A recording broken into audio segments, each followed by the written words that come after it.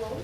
In only 2 short years, you've taken on the spirit of Brooklyn. That's very gratifying, Miss Brewster. You see, living next to the church all our lives, we've seen so many ministers come and go. We always say the spirit of Brooklyn is friendliness, but your sermons are not so much sermons as friendly talks, dear. Personally, I've always enjoyed my talks with Colonel Gibson. Or have I met him yet? No, dear, not yet. Are the biscuits good? Bully! Won't you have another biscuit, Dr. Harper? No, thank you, Miss Abby. I'll have no appetite for dinner now. I always eat too many of your biscuits, just to taste that lovely jam. Oh, but you haven't tried the figs. We always put in a little apple to take the tartness out.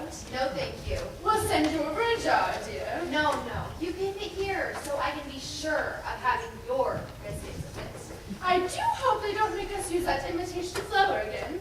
With this war trouble, it might not be very charitable of me. I've almost come to the conclusion that this Mr. Hitler is not a Christian. If only Europe were on another planet. Europe, sir! Yes, Teddy? Point your gun the other way! Teddy, Gun? To the west! There's your enemy! There's your danger! Japan! Why, yes, of course. Teddy. No, Aunt Abby. Not so much talk about Japan, and more about the canal. Well, let's not talk about war. Won't you have another cup of tea, dear? No, thank you, Aunt Abby. Dr. Harper? No, thank you, Miss Abby. I must admit, all this war and violence seems so far removed from these surroundings. It is peaceful here, isn't it? Yes, peaceful, like the virtues of another day. The virtues that go out with candlelight and good manners and low taxes. It's just as it was when Grandfather Brewster built and furnished it, except for the electricity, and we use it as little as possible. It was Morty who persuaded us to put it in. Yes, I can understand that.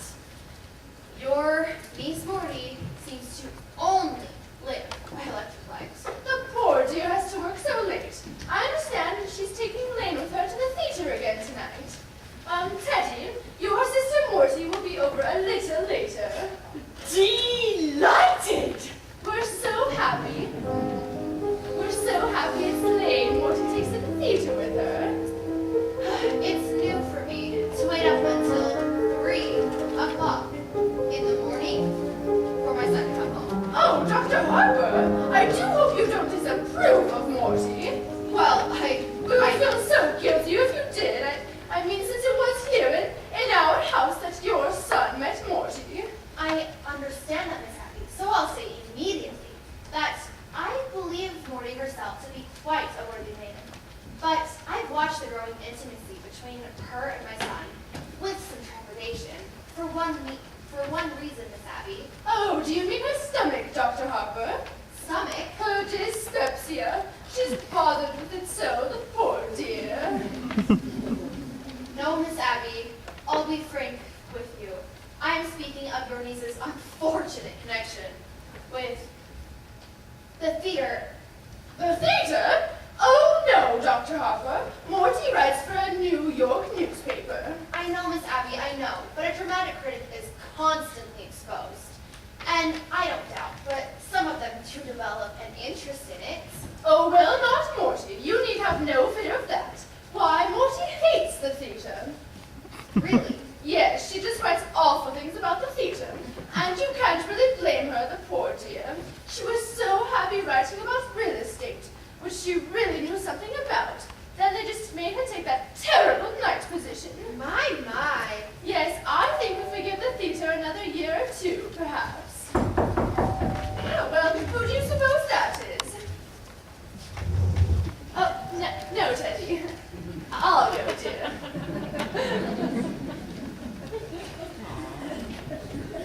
Oh, hello, Miss O'Hara. Hello, Miss Abby. How are you, Miss Klein? Very well, Miss Brewster.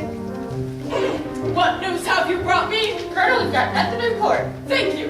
Adios. You know Dr. Harper. Sure, hello, Dr. Harper. Hi. We've come to collect the toys for the fun. Oh, yes. That's a splendid work you women do, fixing up old discarded toys so that poorer children can have a happier Christmas. Well, it gives us something to do. When you have to sit around the station, you get tired cards. Then you start cleaning your gun. Next thing you know, you shot yourself in the foot. Teddy, go upstairs to your Aunt Martha's room and get that big box from under her bed, dear. Oh, Miss O'Hara, how is Mr. O'Hara today? Mr. O'Hara has been quite ill, Dr. Harper. Pneumonia. Oh, I'm sorry to hear that. Who's better now? I'll go get you some beef broth to take to her. Oh, don't bother, Miss Abby. You've got so much for him already. Oh, no, don't worry. Sister Martha and I made it this morning. It won't take a minute. Sit down and be comfortable, all of you. She shouldn't go through all that trouble. Listen, try to stop her and her sister. All for nothing. They don't even care how you vote. When I received my call to Brooklyn, my husband was quite ill. When he died, and for months before, well, if I know what pure kindness and absolute generosity are, it's because I've known the Brewster sisters.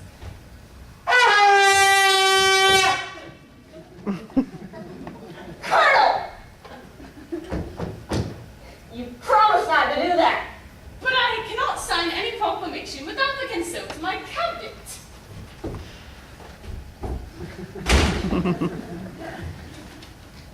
She used to do that at 3 in the morning. The neighbors ran cane with us. They're a little afraid of her anyway. Oh, she's quite harmless. Suppose she does think she's Teddy Roosevelt. There's a lot worse people she can think she was. Darn shame. A family like this hacking a cuckoo. Well, seems to me I've heard his grandfather was a little crazy. He was crazy like a fox. He made $1 million. Really? Here in Brooklyn? Yeah, it was patent medicine. He used his house here as like some sort of clinic, but old Sergeant Edwards remembers him. He was some sort of quack. Yeah, I hear he has made mistakes too. But the department never bothered him much because he was useful on autopsy some, especially the poison cases. Well, whatever he did for that. Well, whatever he did, he left his daughters fixed for life. Not that they used any of it on themselves. Yes, I'm well acquainted with their charities. You don't know the tenth of it. When I was with Missing Persons Bureau, we were trying to trace a man that we never did find. Did you know there's a renting agency that knocks his house down for a list of furnished rooms? They don't rent rooms, so you can bet anybody who comes here looking for a room gets away with a good meal and probably a few dollars in their kicks. It's just a way of digging up people and doing some good. Oh, well, now isn't this nice? Hello, Miss Martha. Hello, Miss O'Hara. Dr. Harper, Miss Fry. Hello. We've come to collect the toys for the fudge. Oh, yes, of course. Teddy's old army and they wear out. Oh, don't bother. The colonel's upstairs after them. Seems the cabinet has to okay with it. Ah, yes, of course. How's Mr. O'Hara doing? A little better. Your sister's giving me some rock cake, told her. Oh, yes, we made it this morning. I just took some to a poor old man who broke ever so many bones. Oh, you're back, Martha. How is Mr. Benitsky? Oh, it's quite serious, I'm afraid. The doctor's going to amputate in the morning. Can we be present? No, I'm afraid it's against the rules of the hospital. You couldn't be of any service, and you must spare yourself something. Oh, here's the broth, Miss O'Hara. Make sure it's good and hot. Yes, ma'am. This is fine. That O'Malley boy goes nuts about teddy bears. That's General Miles. I've retired him. Wait, what's this? The organ? Oh, Teddy, dear, put it back. But the organ goes to Australia. Teddy. No, Aunt Abby. I'm devoting my time to fighting Bob Evans. But Teddy. This is fine. We'll run along, man. No problem at all. Teddy, let's go. Come on. Teddy, put the teddy bear back. Okay, whatever.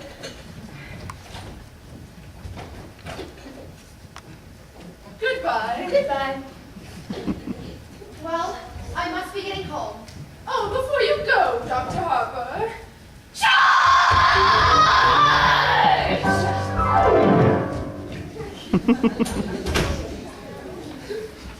Charge the blockhouse!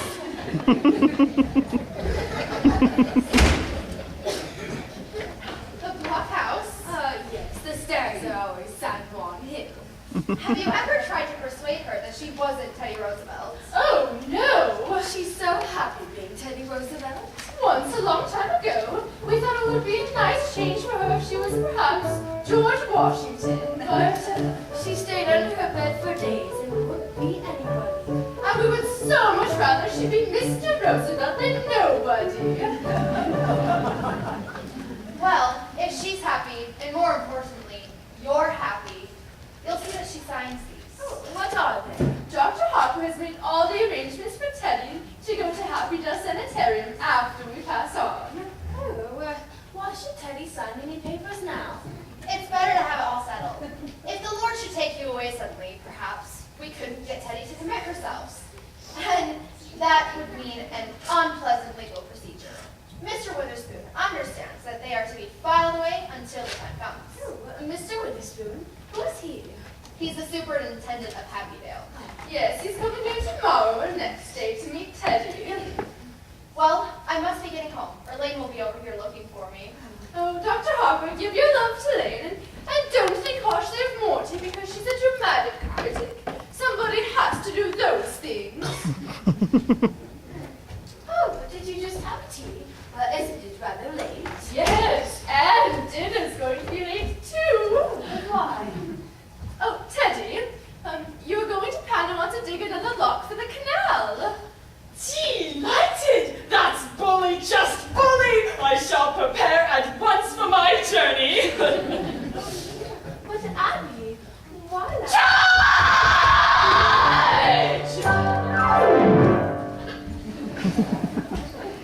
Why are we out? Yes, dear, I just didn't know when you would be back, and I knew Dr. Harper was coming. Oh, yes, but all by yourself. Oh, don't worry, I managed. Well, then, I'll just go down and see him. Oh, Martha, there wasn't any time, and I was all alone. Oh, well. Martha, just look and see what's in the window seat. Just wait, we have visitors. Come on. Just a minute. Here, Just stay.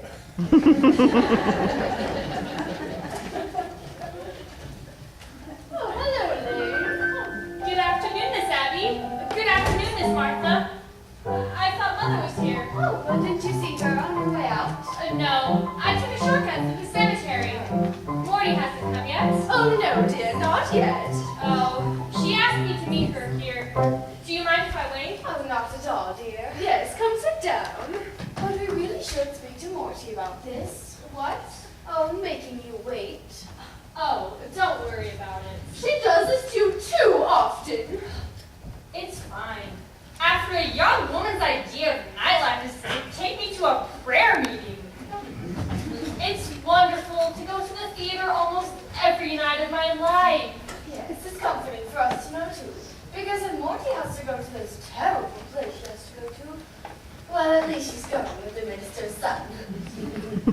Oh, Elaine, what must you think of us not having tea cleared away at this time? And we really should speak to Morty about this. Don't bother. Oh, that reminds me. Mother must be worried about finding me at home. I should probably go over and say goodnight to her. If Morty comes, tell her I'll be right back. And now, Abby, don't fiddle with anything in the kitchen until Morty comes back. Then I'll help you. Hi, Morty. Hello, Lane. Hello, Aunt Martha. Hello, Morty. Oh, Abby! Morty! Were you going somewhere? Oh, just going over to tell Mother not to wait up for me tonight. Didn't know that was still being done even in Brooklyn. Oh, hello, Morty. Hello, Aunt Abby.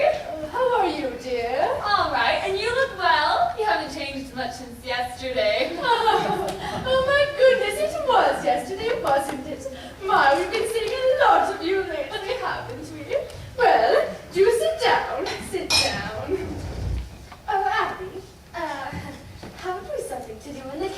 Hmm? Oh, you know, the tea and things. Oh!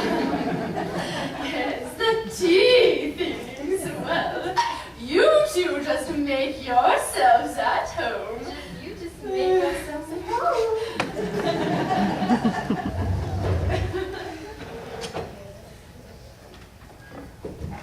Oh, dear. Will you assist me? Give a big heave, dear. Just one big heave.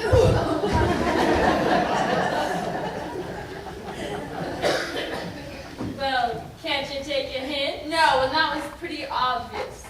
A lack of inventiveness, I should say. Yes, that's exactly what you'd say. Where do you want to go for dinner? Oh, I don't know. I'm not very hungry. Well, I just ate, so say we wait until after the show.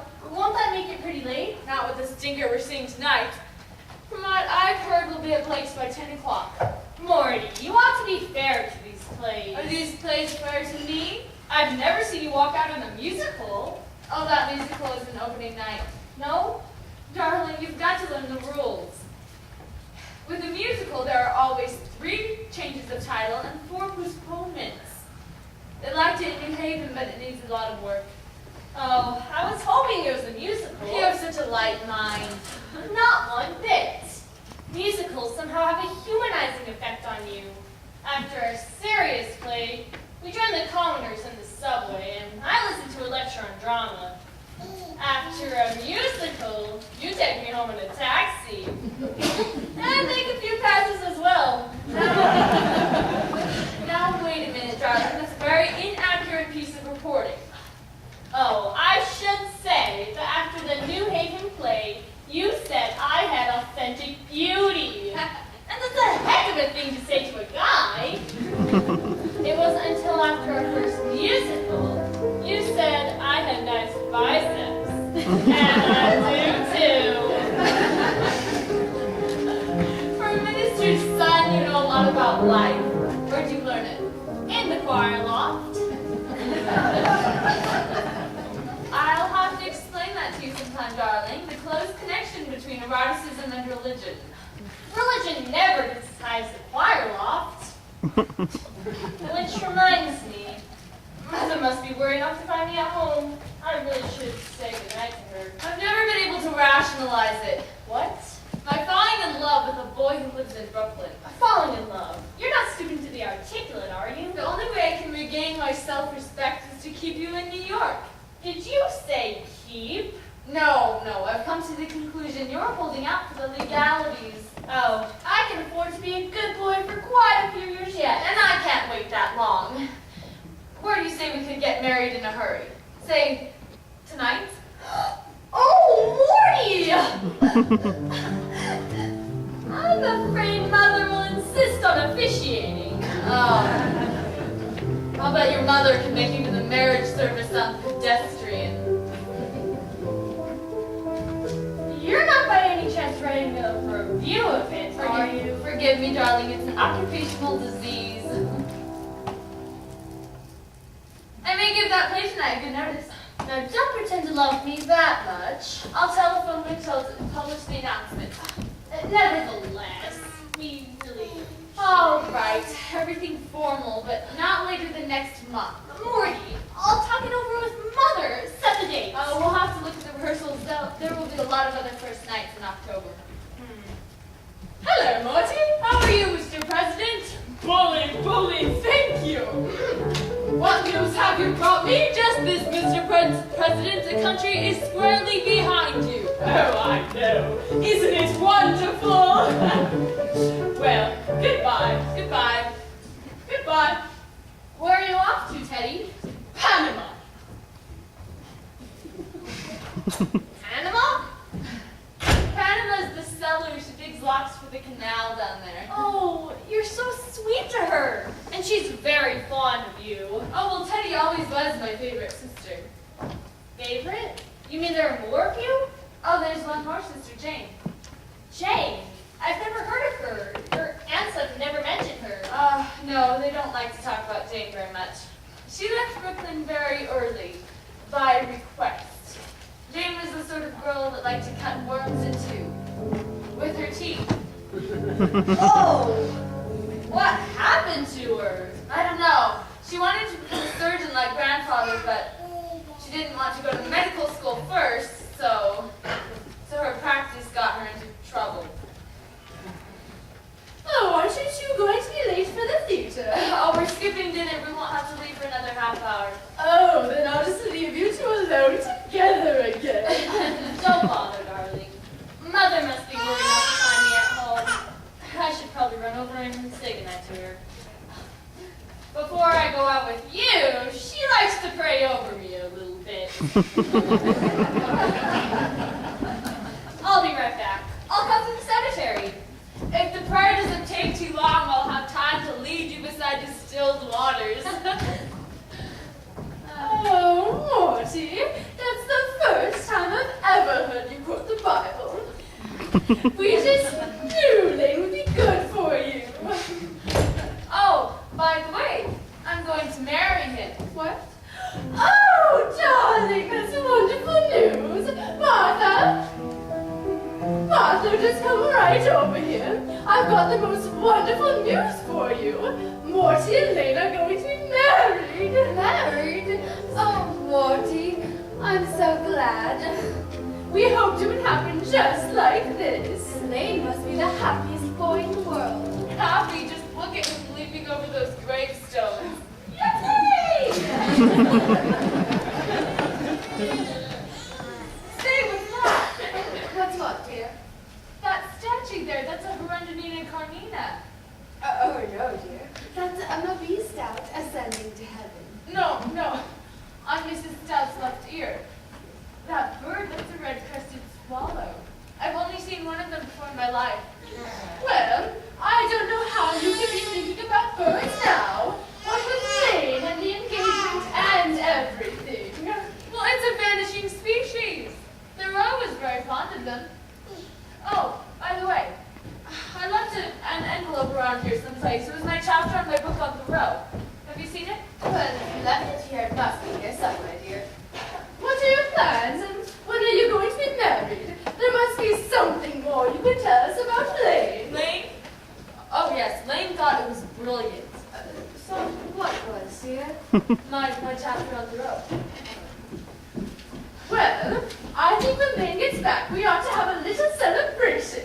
We must drink to your happiness. Martha, isn't there some of that Lady Baltimore cake left? Oh, yes. And I'll open a bottle of wine. Oh, and to think it happened in this room. Where could I put it? Morty, I do hope the theater can be something you can enjoy for once. What with your fiancé sitting beside you tonight? Maybe it will be something romantic. What's the name of it, dear? Murder Will Out. Oh, my! When the curtain goes open, the first thing you'll see is a dead body. And then there's...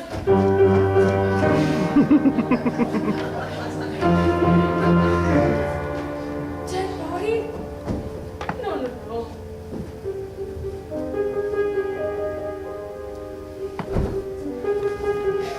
Who's this dead body? In my aunt's house. Oh, dead body.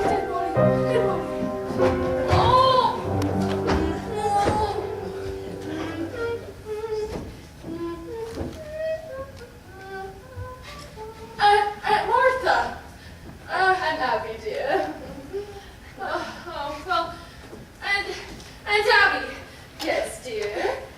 You were going to make plans for Teddy to go to that sanitarium, Happydale. Yes, dear, it's all arranged. Dr. Harper was here today to show Teddy the papers to sign. Here they are. She's gone to sign them right away. That's what Dr. Harper thinks. Then there won't be any legal difficulties after we pass on. No, this minute. She's down in the cellar. Bring her up here and get her to sign them this minute. Oh, well, there's no such hurry in that, dear. Yes, you know, Teddy, when she starts working in the canal, you can't get her mind on anything else. Teddy's got to go to that Happydale tonight. Well, no, dear, that's not until after we're passed on. Right away, I tell you, right away. Morty, how can you say such things? Why, as long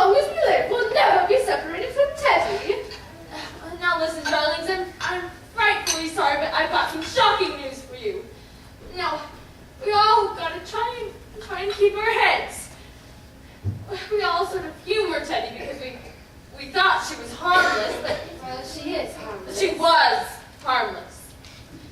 That's why she's got to go to Hackadale. She's got to be confined. Teddy? Morty? That's so terrible. How can you say such things about Teddy? You've got to know sometime. It may as well be now. Teddy's killed a man. That's nonsense, dear. There's a body in the window seat! Oh, yes, dear, we know.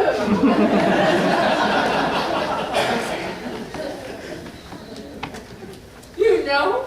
Yes, of course, dear. But it has nothing to do with Teddy. Morty, just forget about it. Forget you ever saw the gentleman. Forget? We never dreamed you'd peek. But who is he? Oh, his name's Hoskins. Adam Hoskins. That's really all I know about him. Except he's a Methodist. That's all you know about him? But what happened to him? How did he get there? He died.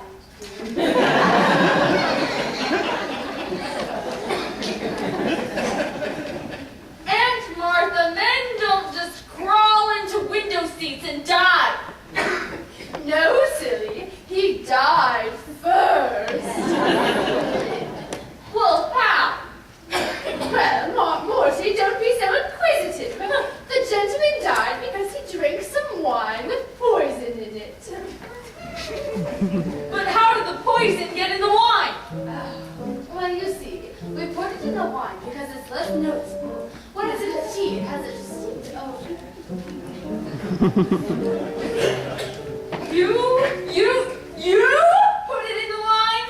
Yes, dear, and I put Mr. Hoskins in the window seat because Dr. Harper was coming. So you knew what you'd done. You didn't want Dr. Harper to see the body. Well, not a tea. That would have been very nice. Now, Morty, you just forget about it. I do think Martha and I have the right to our own little secrets. And don't you tell Lane about this. Oh, Abby, while I was out, I stopped by to see Mrs. Schultz again. She wants us to take juniors to the movies. We must do that tomorrow or next day. But this time, we're going to a movie we'd like to see. I won't let him drag me into another one of those scary pictures.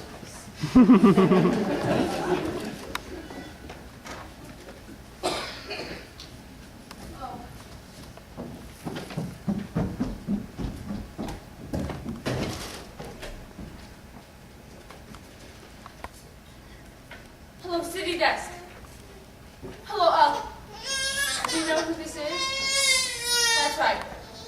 Say, Al, when I left the office, I told you where I was going, remember? Well, what did I say? That's right. Well, it would take me about half an hour to get to Brooklyn. What time have you got? That's right. I must be here.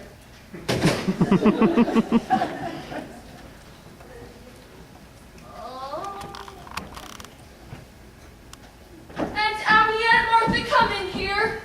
Oh, what are we going to do? What are we going to do? What are we going to do about what, dear? There's a body in the window seat! Yes, dear, Mr. Hoskins. Well, I can't just turn you over to the police, but what am I going to do? Well, for one thing, dear, stop being so excited. And Morty, just forget about it. We told you to forget about the whole thing. My dear Aunt Abby, can't I make you realize that something has to be done? Morty, you behave yourself. You're too old to be flying off the handle like But this. Mr. Hotchkiss! Hoskins, dear. Well, whatever his name is, you can't just leave him there. Oh, we don't intend to, dear. We're going to bury him in the cellar. You're going to bury Mr. Hotchkiss down there? what we did with the others. No! No, you can't just bury Mr. Hop. We others! Others! The other gentlemen. When you say others, do you mean others? More than one others? Oh, yes. Let's see, dear. I think this is about 11. Oh, no, dear. This makes 12. Oh, no. I think you're wrong, Abby. This only makes 11. No, because I remember when Mr. Hoskins came in, I had the distinct thought that this would just make an even dozen. We really shouldn't count the first one. Well, I was counting the first one, so that makes 12.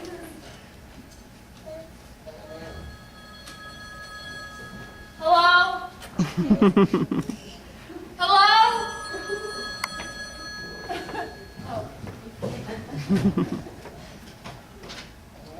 Hello? Oh, Al, my, it's good to hear your voice. Well, anyways, they're all down in the cellar. No, Al, I'm as sober as a lark. I just called you because I'm feeling a little Orwellian. Or, you wouldn't know, Al. Say, I'm glad you called. Get a hold of George. He's got to cover that plate tonight. I can't make it. No, Al, you're wrong. Well, George has got to cover that plate tonight. This is my department, and I'm running it. You get a hold of George. Okay, now where were we? There were 12? Oh, Abby thinks you ought to count the first one, so that makes 12. All right. Who was the first one? Oh, his name was Mr. Midgley. He was a Baptist. Although I really don't think we can claim full credit for him. What Martha means is that Mr. Midgley died without any help from us. It was right after you moved to New York. And we had all these lovely rooms that were going to waste when so many people needed He them. was such a lonely old man. All his kith and kin were dead and it left him so forlorn and unhappy. And we felt so bad for him. So, when his heart attack came and he sat in that chair, dead, looking so peaceful, Morton, sit down. Looking so peaceful. Remember, Martha, we made our decision right then and there that if we could help other lonely old men come to the same peace, we would. He sat dead in this chair? How awful for you. Oh no, dear. It was more like the olden days. Remember when your grandfather used to leave pajamas everywhere?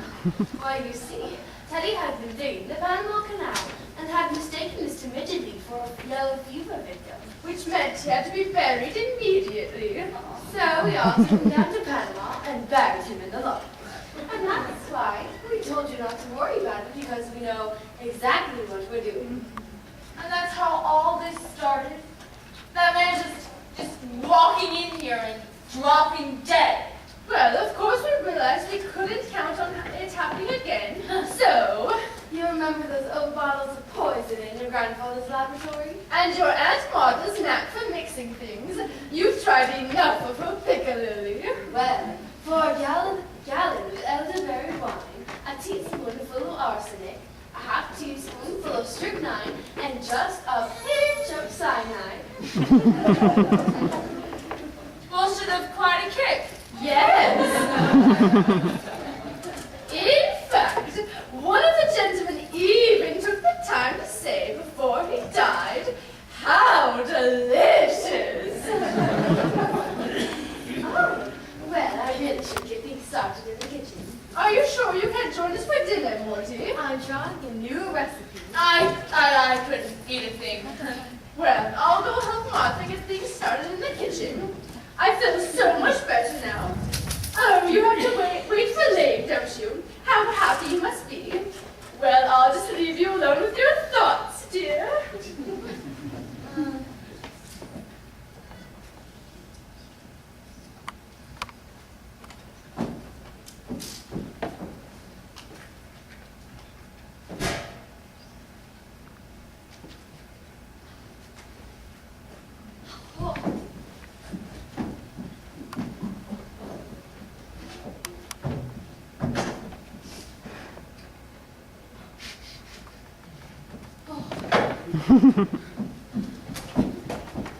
Oh, dear puppies.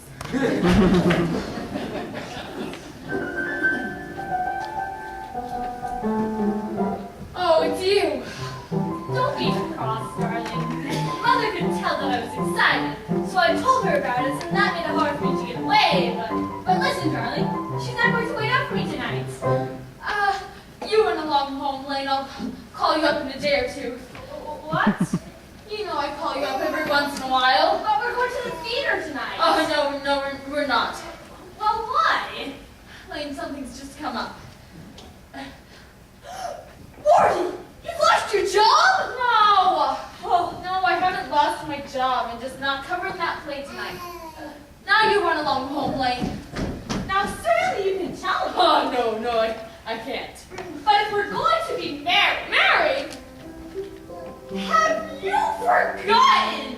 Not 15 minutes ago, you proposed to me. I did? Oh, yeah, well, as far as I know, that's still on. Now you run along home, Lane. No, I'm not going. Not until I've had some kind of explanation. Not there! Lane, we've got to talk. What?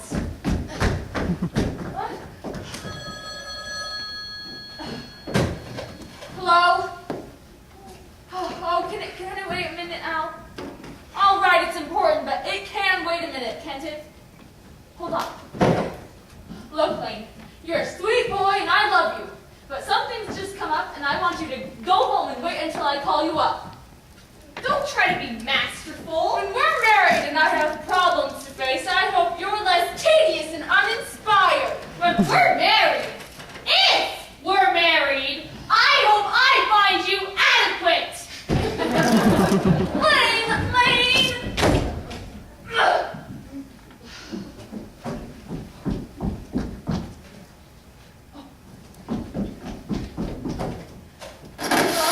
Oh,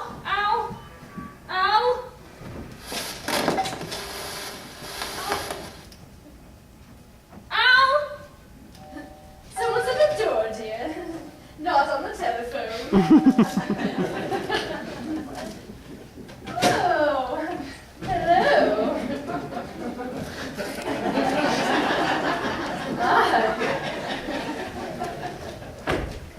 I understand you have a room to rent. Yes, won't you step in? Are you the lady of the house? Yes, I'm Miss Brewster, and this is my sister, another Miss Brewster. My name is Gibbs. Yes, won't you sit down? I'm sorry, we were just setting the table for dinner.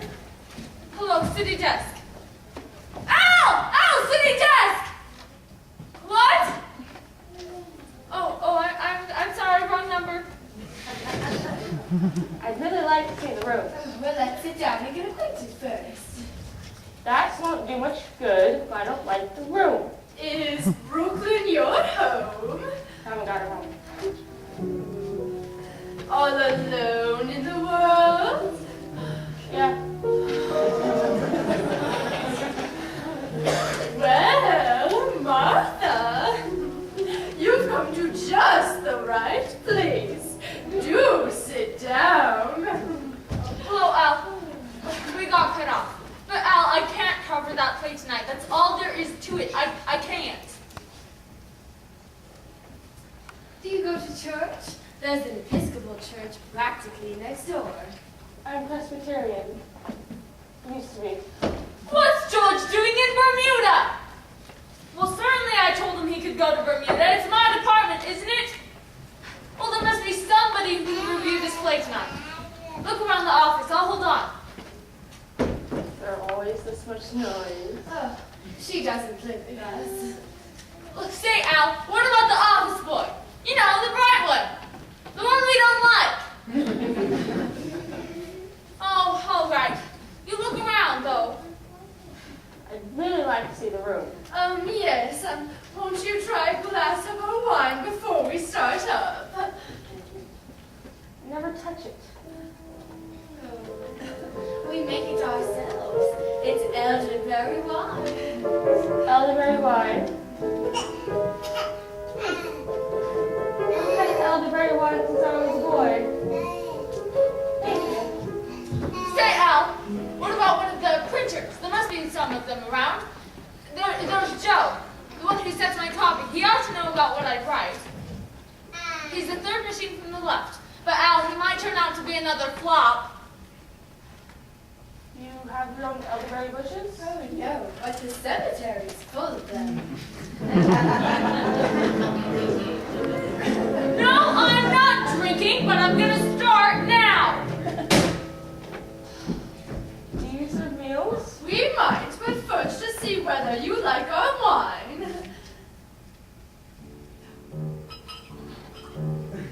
Morty! Morty, not that. It's lovely, it's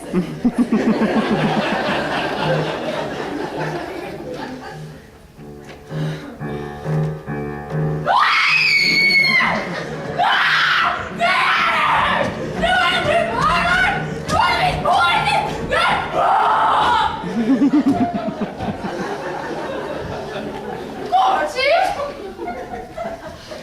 Now you've spoiled everything!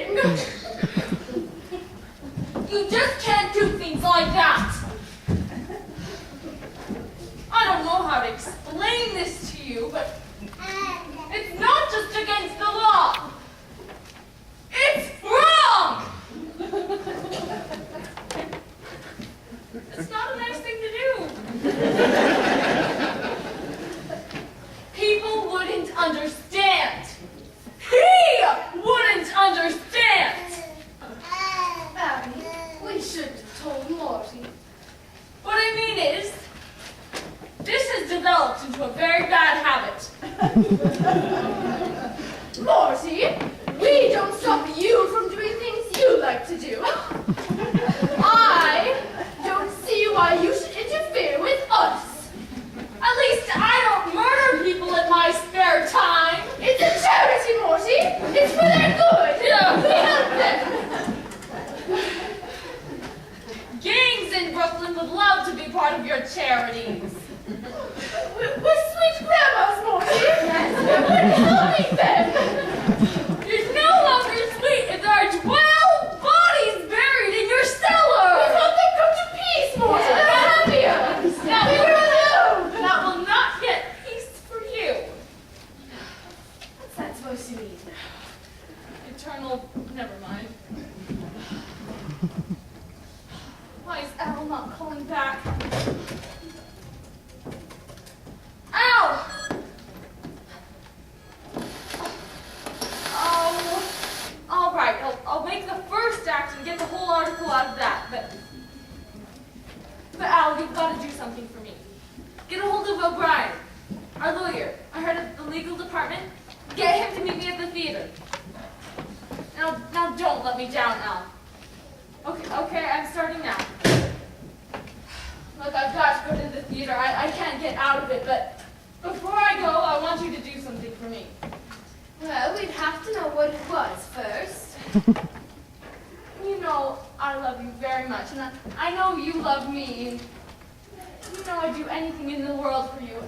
And I want you to do just this little thing for me. Well, what do you want us to do? Don't kill anyone. And don't do anything. Don't let anyone in this house and leave Mr. Hoskins right where he is. Why? I want time to think. And I've got quite a bit to think about. You know, I wouldn't want anything to happen to you. Well, what could happen to us? Anyway, you'll do this for me, won't you? Well, we weren't planning on holding the services till before dinner. Services? Why, yes, of course. You don't think we'd bury Mr. Hoskins without a full Methodist service, do you? Oh, well, can't that wait until I get back? Oh, then you could join us. Yes. Well, Morty, you would love the services, especially the hymns. Martha, remember how beautifully Morty used to sing in the choir as a girl? And remember, you're not going to let anyone in this house fall away. It's a promise. Well, I suppose we can do this for Morty now that she's cooperating with us. Well, all right, Morty. Well, have you got any paper? There's a man I've got to see. Oh, there's no stationery. It's probably upstairs somewhere. I don't know. That's all right. But I can save time if I think of my review on my way to the theater. Morty didn't seem quite herself today. It's only natural. I think I know why. But why? Well, she did just become engaged to be married. I suppose that makes any girl nervous. Well, the honeymoon ought to give Morty a real vacation. I don't feel like she got much rest this summer. Yes, at least she's not going kiting to China or Spain. I can never understand why she wanted to go to any of those places. Well, I think to Morty, the theater has always been pretty small potatoes. She needs something big to criticize, like the human race. Abby, if Morty's going to be joining us for the funeral, we'll leave another hymnal. Martha, since you weren't here when Mr. Hoskins came, I think you should read the services. That's very kind of you, dear, but are you sure? It's only fair. Oh, well, I'll think I read Mother's old brooch with my black bomb design. I'll go, Martha. But Abby, we promised Morty not to let anyone in. Well, who do you suppose it is? I don't know. I'll look. Two people I've never seen before. Are you sure? Yes, and there's a car up front. They must have come in that. Let me see.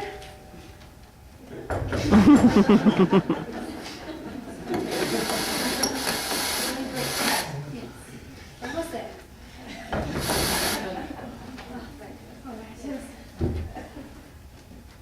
Do you recognize them? They're strangers to me. Oh dear. Well, we'll just have to pretend like we're not home. Oh, yes. Let's just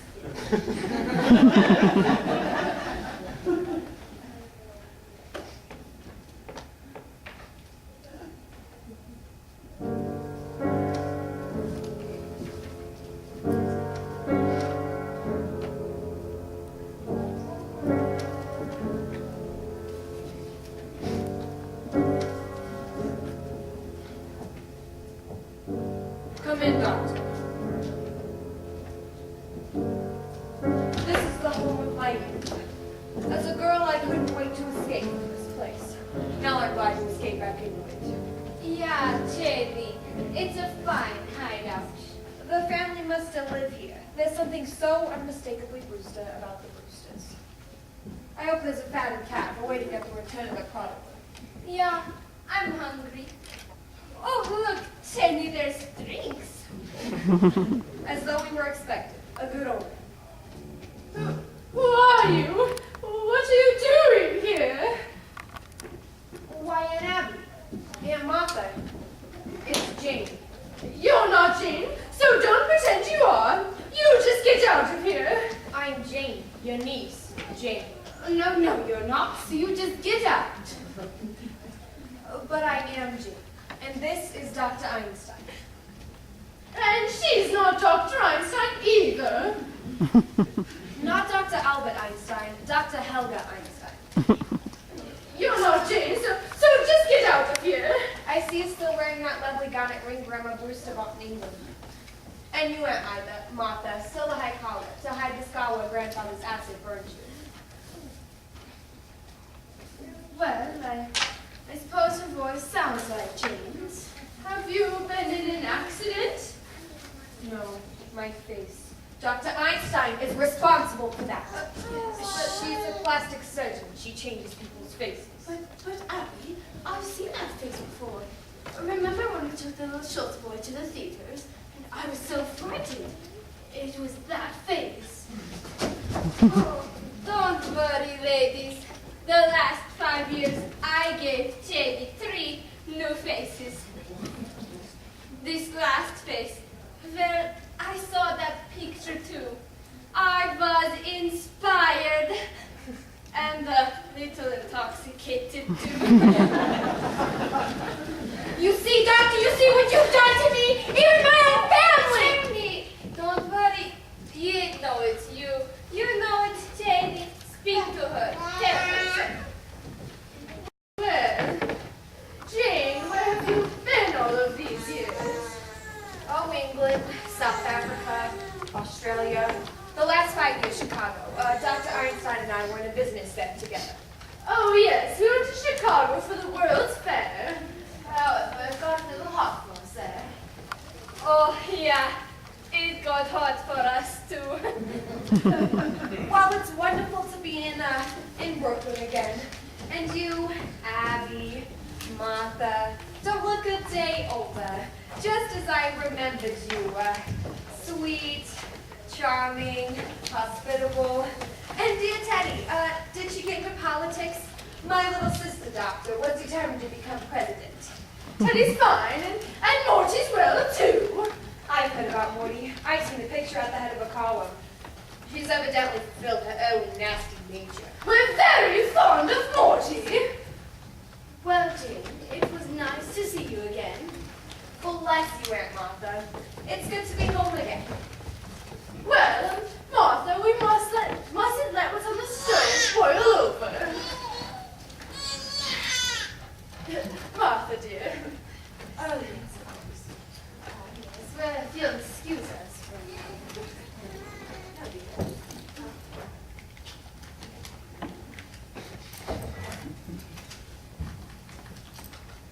Well, Jenny, where do we go from here? We got to think fast. Oh, the police have got pictures of that face. I got to operate on you right away. We need to find a place for that. And a place for Mr. Spinoza, too. Don't waste any worry on that rat. But, Jenny, we got a hot stiff on our hands. Forget Mr. Spinoza! You can't leave a dead body in the rumble seat.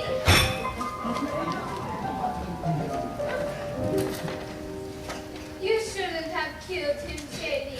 He was a nice fellow. He gives us a lift, and what happened? He said I look like Boris Karloff! I look nothing like Frankenstein! You did that to me, Doctor! Oh, Jenny, I fix you up good. Tonight! But I got to eat first. I'm so hungry. Jane, we're glad you remembered us and took the time to come say hello, but you were never happy in this house, and we were never happy while you were in it. So we've come to say goodbye. Anna, I can't say that your feeling toward me comes as a surprise. You were quite a trial to us, Jane. I spent a great many years regretting the many heartaches I must have given you as a girl. But my great disappointment is for Dr. Einstein. I promised her that no matter how rushed we were in coming through Brooklyn, we'd stop in for one of Aunt Martha's home-cooked dinners. Well, there wouldn't be enough. Oh, Abby's a pretty good-sized pot roast. Pot roast? I think the least we could do. Oh, thank you, Aunt Martha. We'll stay to dinner. Well, we'll hurry it along since we're all in a hurry. If you would like to washen up, you can go to Grandfather's old laboratory. Is that still there? Yes, just as he left it. Well, I'll go help Martha. Grandfather's laboratory, Doctor, and just as it was, a perfect operating room. Too bad we can't use it. After you've finished with me, why, we could make a fortune here. The large ward in the attic, 10 beds, Doctor, and Brooklyn is crying for your talents. Why work yourself up, Teddy? And besides, for Brooklyn, I think you're a year too late. You don't know this town, Doctor. Practically everybody in Brooklyn needs a new face. But so many of the old faces are locked up. A very small percentage, and the boys in Brooklyn are known for paying generously to stay out of jail. Oh, that would be nice here. Doctor, we must wait until we're invited. But you just said that... We'll be invited. And if they say no? Doctor, two helpless old women. Oh, it's so nice here. And your aunts, they're such lovely ladies. I love them already. Oh, it's so peaceful. That's what makes this house so perfect for us. It's so peaceful.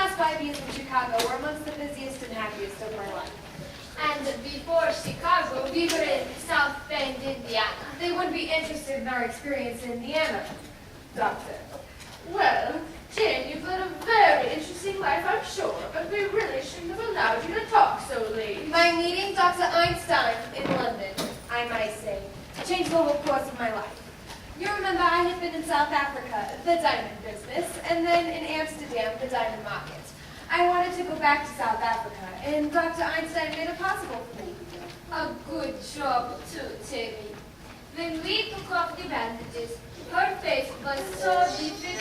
The nurse had to reintroduce me. I love that face. I still carry the picture with me. This looks more the way you used to look, but still I wouldn't know you. I think we'll go back to that face, Doctor. Yeah, it's safe now. Well, I'm sure you both want to get to where you're going. Aunt Abby, I'm so full of Aunt Martha's delicious dinner, I'm unable to move a muscle. Yeah, it's nice here. But after all, it's very late. I found it! What did you find, Teddy? The story of my life, my biography. Here's the picture I was telling you about, General. Here we are, both of us, at Cobra Cut. That's me, General, and that's you. Oh. My, how I've changed. Well, you see, the picture hasn't been taken yet. We're still working on the canal. We haven't even started on Cobra Cut. And now, General, you must accompany me on the inspection of the new locks. No, Teddy, not to Panama. We go some other time. Panama's a long way off. Nonsense! It's just down the cellar. The cellar? Yes, you see, we let her dig the Panama Canal in the cellar. General Goffins, as President of the United States, Chief and Commander of the Army and Navy, and the man who gave you this job, I demand that you accompany me on the inspection of the new locks. Teddy, I think it's time you went to bed. I beg your pardon. Who are you? I'm Woodrow Wilson. Go to bed. No, you're not Wilson. But your face does look familiar. I haven't met you. No, not yet. Maybe later.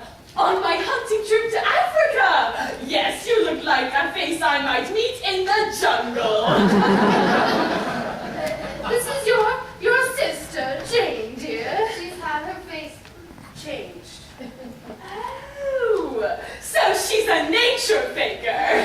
And perhaps you had better go to bed, Teddy. Jane and her friend need to go back to their hotel. General Goggles, inspect the canal. All right, Mr. President, we can go to Panama. Bully, bully! Follow me, General. It's down south, you know. Well, bon voyage. Aunt Abby, I must correct your misapprehension. You spoke about hotel. We have no hotel. We came directly here. Well, Jane, you can't stay here. We need our rooms. You need them. Yes, for our lodgers. Are there lodges in this house? Well, not now, but we plan to have some. Then my old room is still free. Well, there would be no room for Dr. Einstein. She can stay with me. No, Jane, I'm afraid you can't stay here. Dr. Einstein and I need a place to sleep. You remember, we discussed this afternoon that as a girl I could be very disagreeable. Now, it wouldn't be very pleasant for any of us if... Perhaps we better let them stay here for tonight. Just for tonight, Jane. Thank you. Get our room ready. It only needs airing out. Yes, we keep it ready to show our lodgers. I think you and Dr. Einstein will find it comfortable. You have the most distinguished guest in Dr. Einstein. I'm afraid you don't appreciate her talent, but you will. In a few weeks, you'll see me looking like a very different Jane. She can't operate on you here. In a few weeks, when we resume practice, Dr. Einstein will perform the operation. No, Jane, I'm afraid you can't turn this house into a hospital. A hospital? Heavens, no. It'll be a beauty parlor. Hey, Teddy, thanks. Oh. Dr. Einstein, my dear aunts have invited us to live with them. Oh, you fixed it. Well, just for tonight. Please get our room ready immediately. Well, for tonight. Oh, Teddy, then I was down in the cellar. What do you think I find? What did you find? The Panama Canal. The Panama Canal. Oh, no, Cheney, it just fits Mr. Spinaldo. It's a hole, Teddy duck, 6 feet long and 4 feet wide. Down there?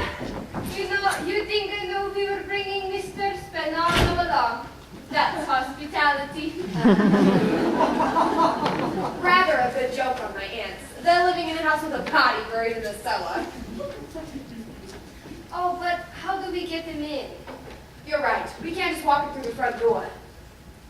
We'll drag the car up between the house and the cemetery. And then when they've gone to bed, we'll bring Mr. Spinaldo in through the window. Oh, bed. Just think, we've got a bed tonight. Easy, doctor. Remember you're operating tomorrow. And this time you better be sober. I can fix you up beautiful. And if you don't... Jane, your room is ready. Then you two can go to bed. We're driving the car up behind the house. But it's all right where it is until morning. I don't want to leave it in the street. That might be against the law. Abby, what are we going to do? Well, we're not going to let them stay in this house for more than one night. What would the neighbors think? People coming in with one face and going out with another. And what are we going to do about Mr. Hoskins? Oh, Mr. Hoskins. It can't be very comfortable for you there, the poor dear. Oh, yes, I think we should get Teddy upstairs right away to take the poor man down to the canal. And Abby, I will not invite Jane to the viewing services. General Golfins was very pleased with the new canal. He says they're just the right size. Teddy, there's been another yellow fever victim, dear. Oh, dear me. This will come as a shock to the general. That's why we mustn't tell her about it. But it's his department. No, Teddy, we mustn't tell her. It would just spoil her visit. I'm sorry, Aunt Tabby, but he has to be told. Army regulations, you know. No, we must keep it a secret. A state secret? Yes, Teddy, a state secret. Well, you have my word. Cross my heart and hope to die. Good, yes.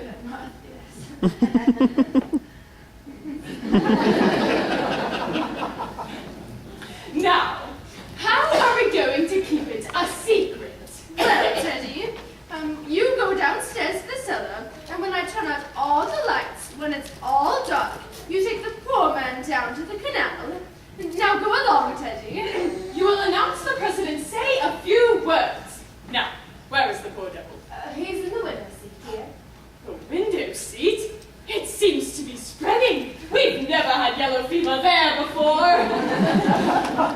And we'll come down later and hold the services. Martha, when Jane and Dr. Einstein get back, we must convince them to go to bed as soon as possible. Yes. Then by the time they're in bed, we'll be all dressed and ready for the funeral services. Abby, I've never seen Mr. Hoskins. Oh my goodness, that's right. He's really very nice looking, considering he's a Methodist. Whoa! We're bringing the luggage through here. Jane, your room is ready. You can go right up. I'm afraid we don't keep Brooklyn hours. You two run along to bed. Well, I'm sure you're both very tired, and we don't go to bed at this time. Well, you should. It's time I came home to take care of you. Well, you see, we weren't planning to go until... Aunt Martha, did you hear me say go to bed?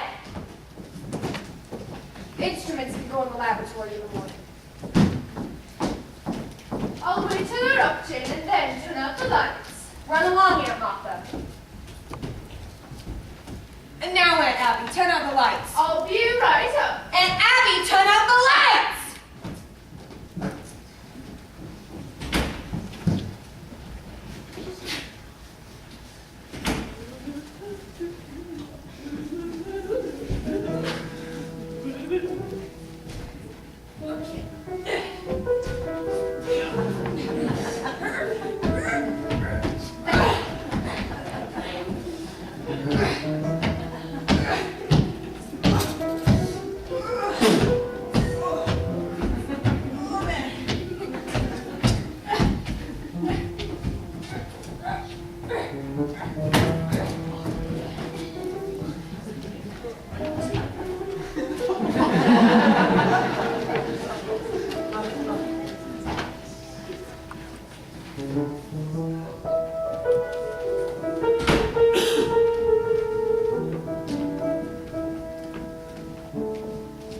You go take a look around outside the house, Doctor, and then we'll bring Mr. Spinoza in through the window.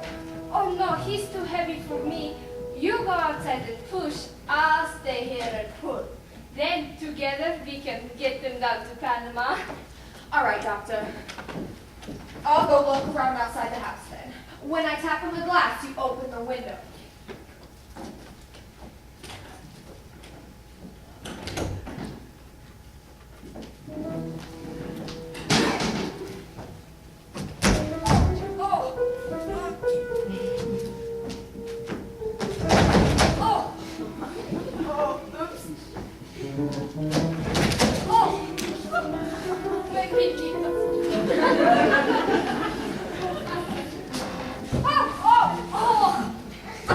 You left this open.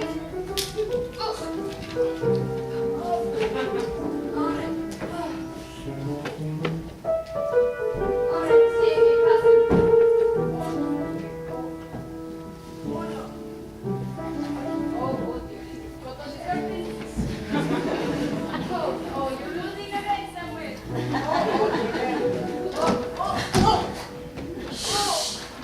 Oh, that was me, Jamie. I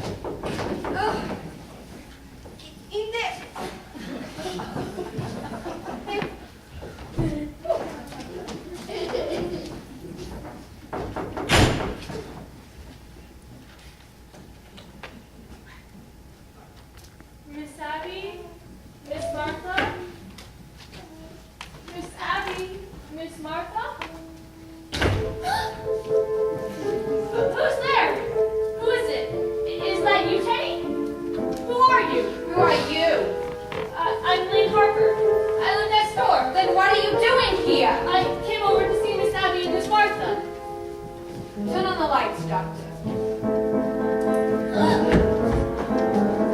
You chose rather an untimely moment for a social call. I think you'd better explain what you're doing here. We happen to live here. You don't live here. I'm in this house every day and I've never seen you before. Where are Miss Abby and Miss Martha? What have you done to them? Perhaps we'd better introduce ourselves. This is Dr. Einstein, Dr. Einstein? a surgeon of great distinction, and somewhat of a magician. And I suppose you're going to tell me that you're Boris. I'm Jane Brewster. Oh, you're Jane. I see you've heard of me. Yes, just this morning for the first time. And what did they say about I me? just thought there's another sister named Jane. That's all they said. Well, that explains everything. Now that I know who you are, I'll just be on my way.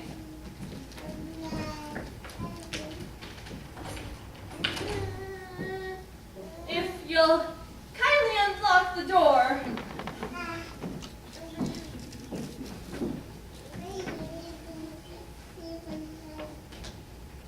Wait, that explains everything? Just what did you mean by that? Why did you come here at this time of night? I came over here because I thought I saw someone outside. I suppose it was you. You saw someone outside? Yes. Was it you? Isn't that your car? You saw someone in the car? Yes. What else did you see? Just that. That's all. That's why I came over here. I wanted to tell Miss Abby and Miss Martha to call the police, but if that was you and that's your car, I'll just be on my way. What was the person doing at the car? I don't know. You see, I was on my way over here. I think you're lying. No, Cheney. I think he tells the truth. We let him go now, yeah? I think he's lying. Breaking into somebody's house at this time of night. I think he's dangerous. He shouldn't be allowed around police. Take your hands off me! It's going to be a private funeral. Teddy! Teddy! Tell this woman who I am! Oh! That's my son, Archie! No! No, Teddy! Teddy!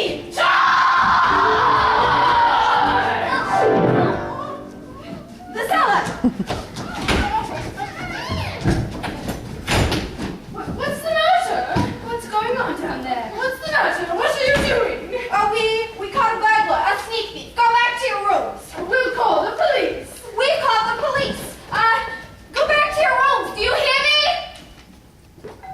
Morty?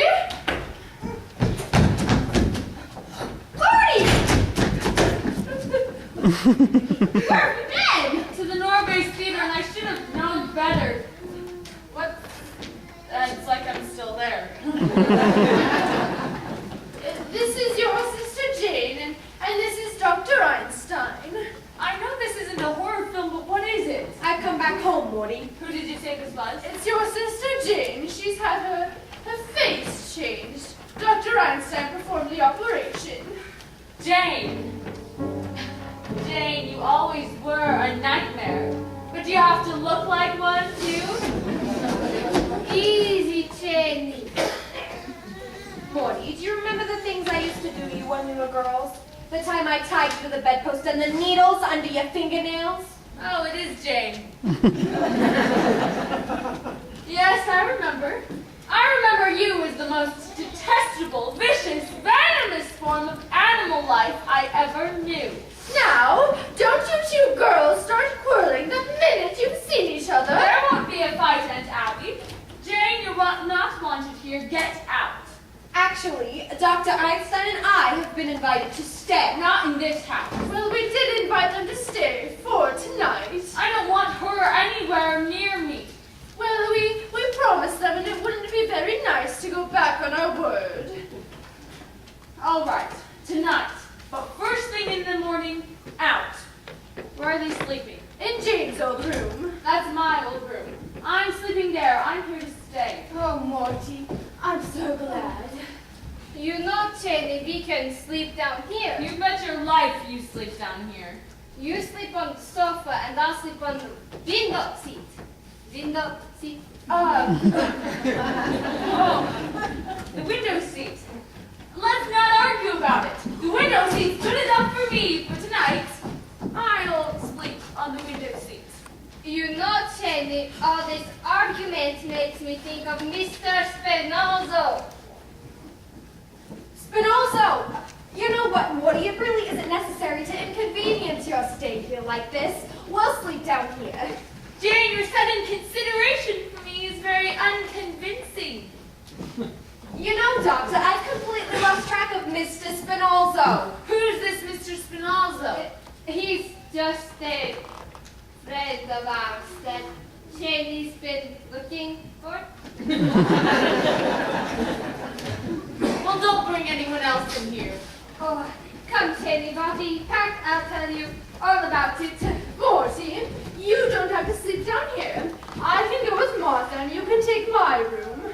It's all right, Aunt Abby. We'll be packed in a few minutes. Then you can have your room, Morty. You're just wasting your time. Morty, what's the matter with you, dear? I've almost been killed! You've almost been Martha! Oh no, dear, it was Jane. Yes, she mistook him for a sleep thief. Oh no, it was way more than that. She's some kind of maniac, Morty.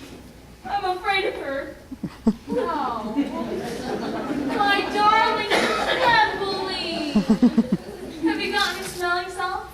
Oh no, but we do have some hot tea or coffee. Oh, coffee. Make some for me too. And some sandwiches. I haven't had any dinner. Martha, we can leave our gloves down here now. Were you going somewhere? Do you know what time it is? It's after 12. Oh, 12, Lane, you've got to go home. What? Oh, no, we promised you some sandwiches. It won't take a minute. Why, don't you remember? We wanted to celebrate your engagement. Dear. Yes, that's what we'll do. We'll make some sandwiches for both of you. And we'll open a bottle of wine. All right. No wine! Oh. Morty, what's going on in this house? What do you mean, what's going on in this house? You were going to take me to the theater tonight. You called it off. Then, just 15 minutes after you proposed to me, you tried to kick me out.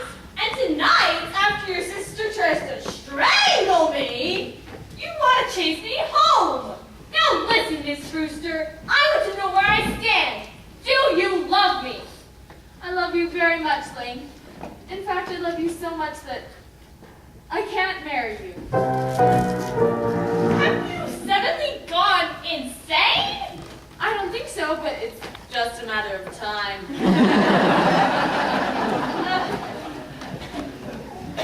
You see, insanity runs in my family.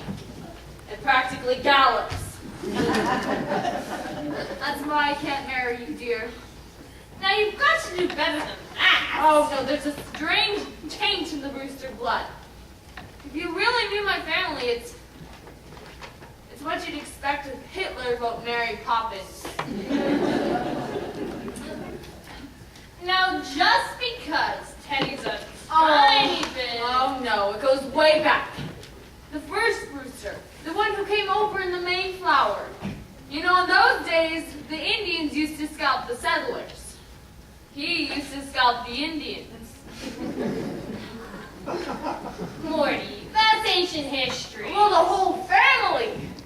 Take my grandfather. He tried to patent medicines on dead people just to be sure he didn't kill them. Now, he wasn't so crazy. He did make $1 million. And Jane, too. You just said she was a maniac. She tried to kill you. Yes, but that's your sister, not you. I'm in love with you. And then there's Teddy. You know Teddy. She thinks she's Roosevelt. No, dear, no Brewster should marry. I realize now that if I'd met my father in time, I'd have stopped him.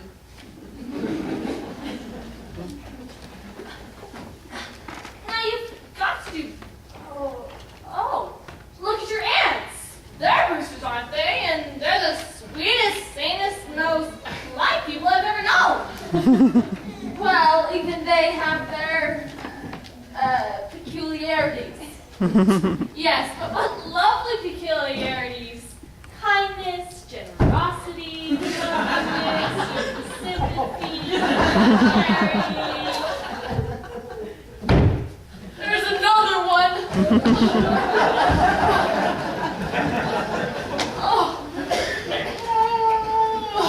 Oh, Morty, there were plenty of others. You can tell me anything about your aunts. I'm not going to. Now look, Lane, something's just come up. You've got to go home. Up from where? Where's anyone's here? I know I'm acting irrationally, but just put it down to the fact that I'm a mad Brewster. If you think you're going to get out of this by pretending you're insane, you're crazy.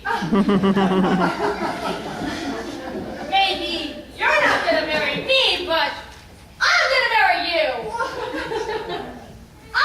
I love you.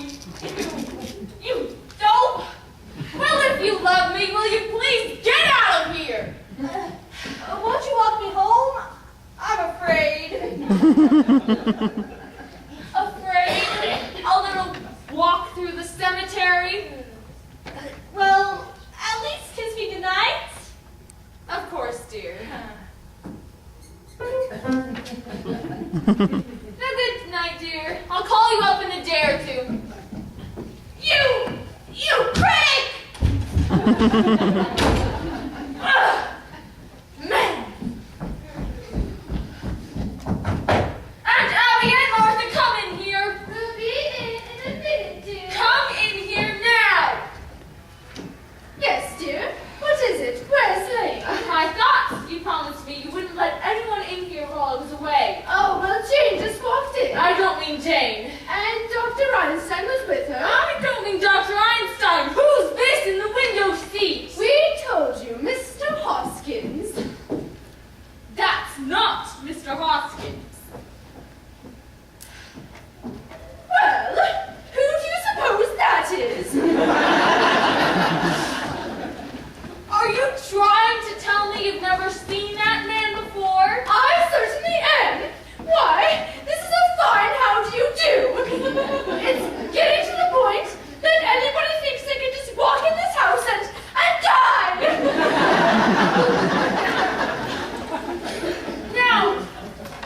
Now, Aunt Abby, don't you try to get out of this. That's another one of your gentlemen. Morty, how can you say such a thing? This man's an imposter. And if he came here to be buried in our cellar, he's mistaken. Now, Aunt Abby, you admitted to me that you put Mr. Hoskins in the window seat. Yes, I did. Well, this man couldn't have just got the idea from Mr. Hoskins. By the way, where is Mr. Hoskins? He must have gone to Panama. You buried him? Oh, no, dear, not yet. Oh, the poor man has been so patient. We haven't had a minute to have with Jane in the house.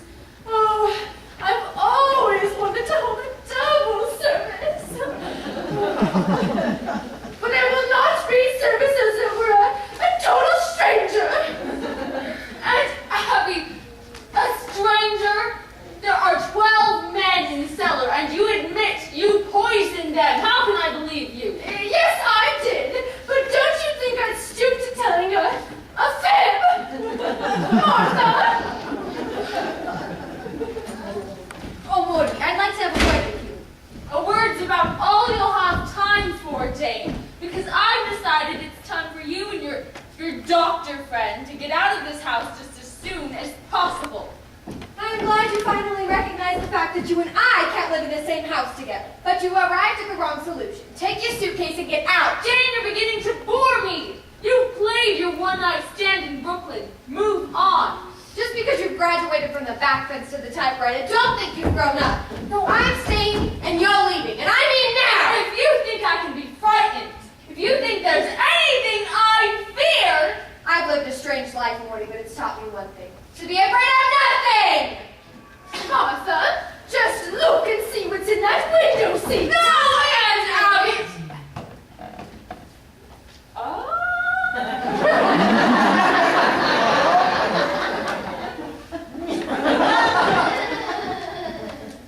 Jane, let Aunt Martha see what's in the window seats. And Abby, I owe you an apology. But I have some good news for you. Jane is leaving. She's taking Dr. Einstein and their cold companion with her. Jane, you're my sister. You're a Brewster.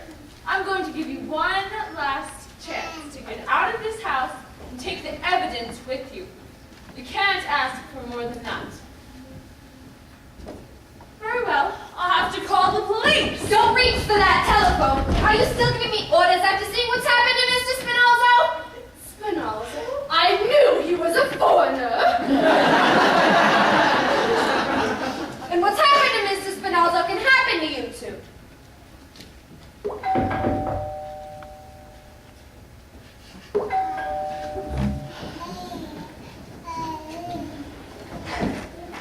Oh, Officer O'Hara, what can we do for you?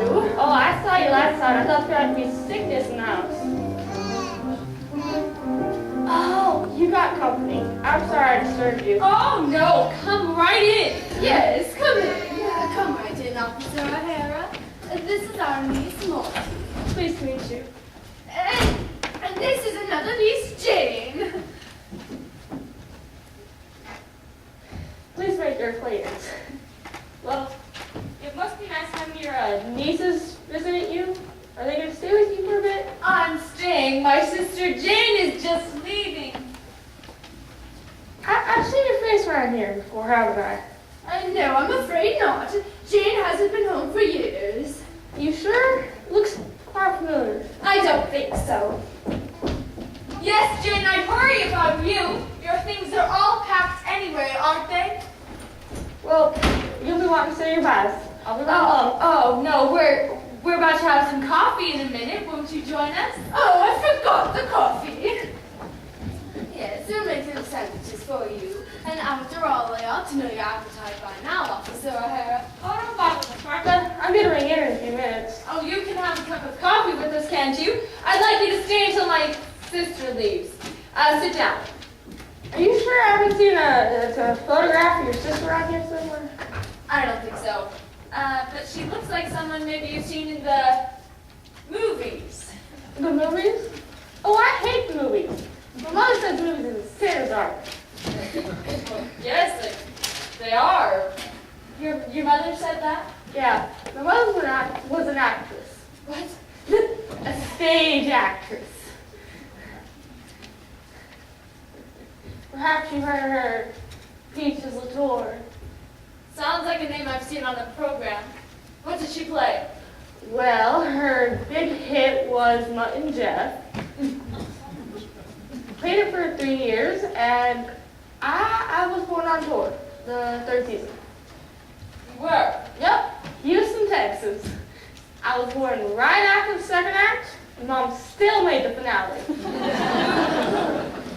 What a trooper. You know, I bet there's a good story in your mother. I write about the theater. You do? Say, you're not Morty Brewster, the dramatic critic? Yes. Well, I am certainly glad to meet you. Well, anyway, Miss Brewster, you and me are in the same line of business. Are we? Yeah, I'm a playwright. Oh, this being on the police force is just temporary. How long have you been on the force? 12 years.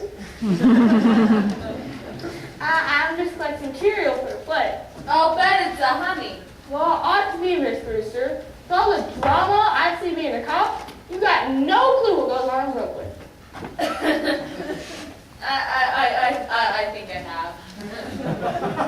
Say, what time is that? 10 after 1. coming in. Wait a minute, O'Hara. On that play of yours, I may be able to help you. You would? Say, it was my fate walking in here tonight. Look, I'll tell you the plot. Oh, yes, Jane, you're leaving, aren't you? Good. You haven't got much time. Well, everything's just about ready. Oh, you're leaving, Jane. Goodbye. Goodbye, Dr. Einstein. Doesn't this case belong to you? Oh, yes, Jane, you can't leave without taking all of your things. Look, O'Hara, it was really nice meeting you. We'll meet later and talk about your plot. Oh, I'm not leaving now, Miss Brewster. Why not? Well, you stopped helping me write my play, didn't you? You and me are gonna write my play together. I can't do that, O'Hara. I'm not a creative writer. Oh, I'll do the creating. You just put the words to it. But O'Hara, I really... No, ma'am, Miss Brewster. I ain't leaving this house until I tell you the plot. Well, we'll be running along. Don't you try that. You've got to take everything with you, you know. Look, O'Hara, my sister's just leaving, so we'll have to meet later. I can wait. I have to wait 12 years. Sorry, it just took so long. Don't bring that in here. Look, O'Hara, won't you join us for a bite in the kitchen? The kitchen? Jane's leaving. Oh, well, that's nice. Come along then, Officer O'Hara. Are you sure you don't mind eating in the kitchen, Miss O'Hara? And where else would you eat? Well, it was nice seeing you again, Jane. Goodbye. Jane, I'm glad you came back to Brooklyn because it gives me a chance to throw you out again. And the first one out is your boyfriend, Mr. Spinozzo. We're not leaving. What, Miss Brewster? We here. Coming right out. Okay. Okay. Get out, all three of you. Doctor, this matter between my sister and I has got to be settled. Now, Jamie, we got trouble enough. Your sister gives us a chance to get away. What more could you ask? Doctor, this goes back a good many years. Now, Jamie, let's keep going. We're not leaving. We're staying right here tonight. There's a cop in the kitchen and Mr. Spinozzo in the window seat. That's all she's got on us. We'll take Mr. Spinozzo down and dump him in the bay. Now, Jamie. And if she tries to interfere, Jamie. Doctor, you know when I make up my mind. When you make up your mind, you lose your head. Brooklyn ain't a good place for you. Doctor! All right, we'll do it. But if we're coming back here, are we going to take these with us? No, leave them here. Hide them in the cellar. Move fast! Mr. Spinozzo could go out the same way he came in.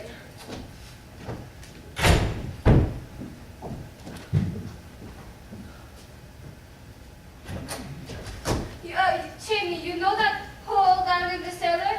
What about it? Well, we got an ace in the hole. Come on, I'll show you.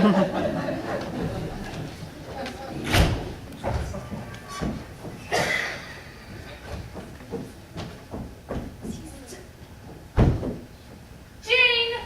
Jane! Jane! Yes, Morty? Oh! I thought I told We're you not she was- leaving. Oh, you're not? Do you think I'm not serious about this? Do you want O'Hara to know what's in the window seat? We're staying here. All right, this gets me rid of you and O'Hara. Officer O'Hara, come in here! If you tell O'Hara what's in the window seat, I'll tell her what's down in the cellar. The cellar? There's an elderly gentleman down there who seems to be very dead. What were you doing down in the cellar? What's he doing down in the cellar? No thanks, ma'am. They were fine. I've had plenty. Now what are you going to tell O'Hara?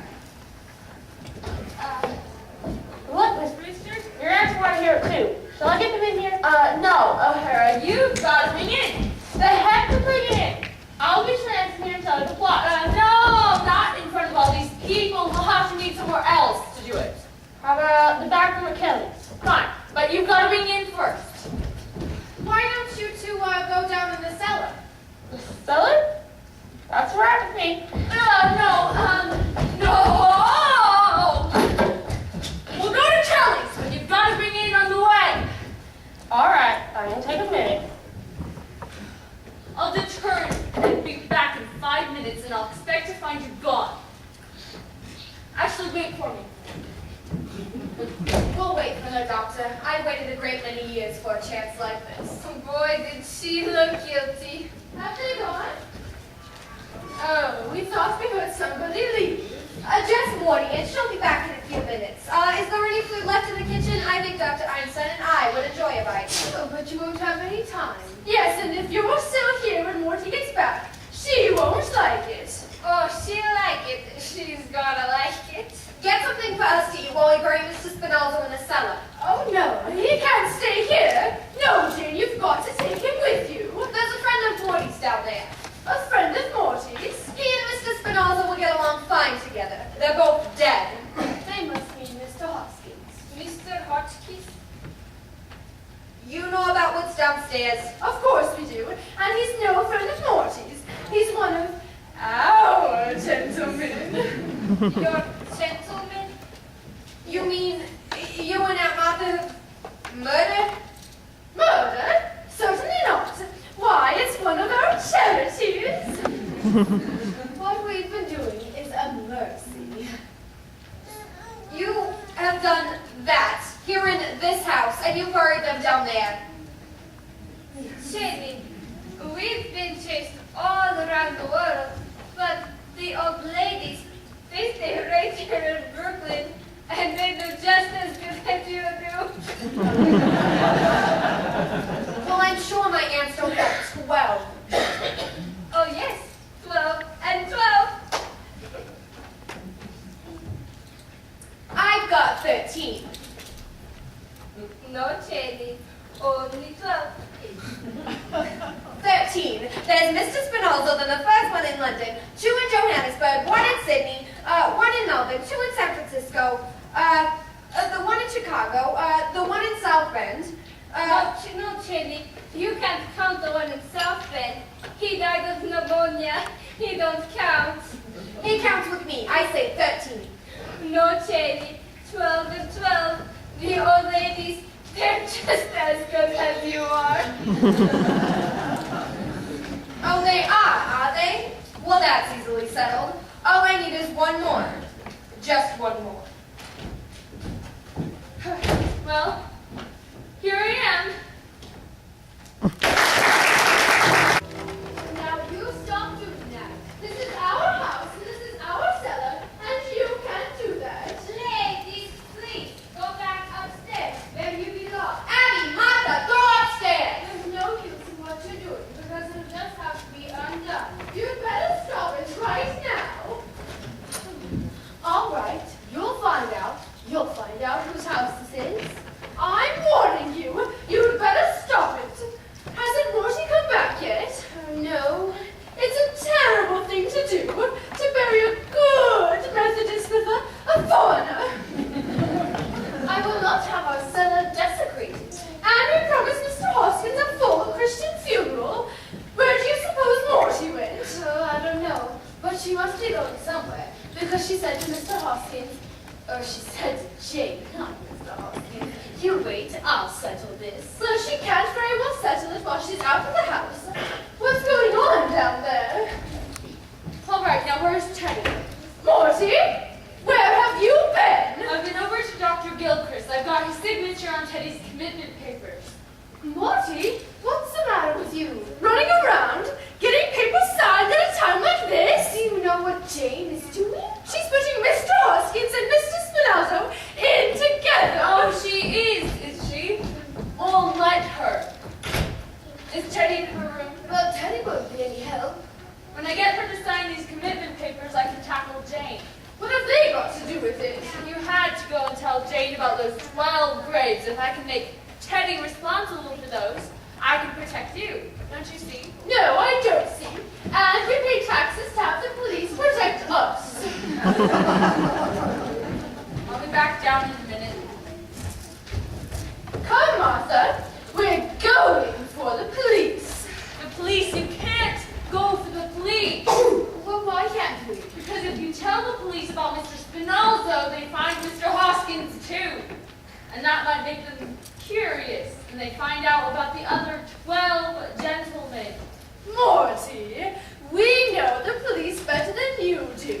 I don't think they pry into our private affairs if we ask them not to. Well, if they found out about those 12 graves, they just have to report to headquarters. I'm not sure they'd bother. They'd have to fill out a very long report. And if there's one thing that a policeman hates to do, it's write. You can't depend on that. It might leak out. And you couldn't expect a judge and a jury to understand. Oh, Judge Collingwood. We know him very well. He always comes to church to pray, just before the election. And he's coming here to tea someday.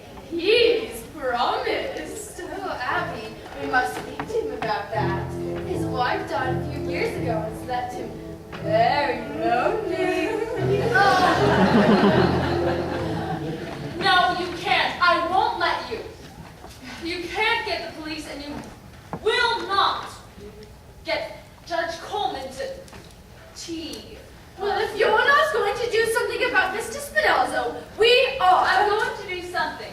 We may have to call the police in later, but if we do, I want to be ready for them. Well, you've got to get Jane out of this house. And Mr. Spinalzo, too. Will you please let me do this my own way? I've got to see Teddy. Morty, if they're not out of this house by morning, we're going for the police. They'll be out, I promise you that. Now go to bed, will you? And for goodness sake, get out of those clothes. You look like Judith Anderson. Well, that's a relief now, isn't it, Abby? Yes, if Morty's really going to do something at last. It just means Jane's going to a lot of unnecessary trouble. We'd better tell her. Jane, you might as well stop what you're doing. It's all done. Did I hear Morty? Then it will have to be undone. You're all going to be out of this house by morning. Morty's promised. Well, then you two can go to bed. Yes, come, Abby. Good night, aunties. Not good night, Jane. Goodbye. By the time we're up in the morning, you'll be out of this house. Morty's promised. And she has a way of doing it, too. Perhaps you'd better say goodbye to Morty. Oh no, we'll see Morty. Yes, I'll see Morty. Goodbye, Jane. Goodbye, Jane.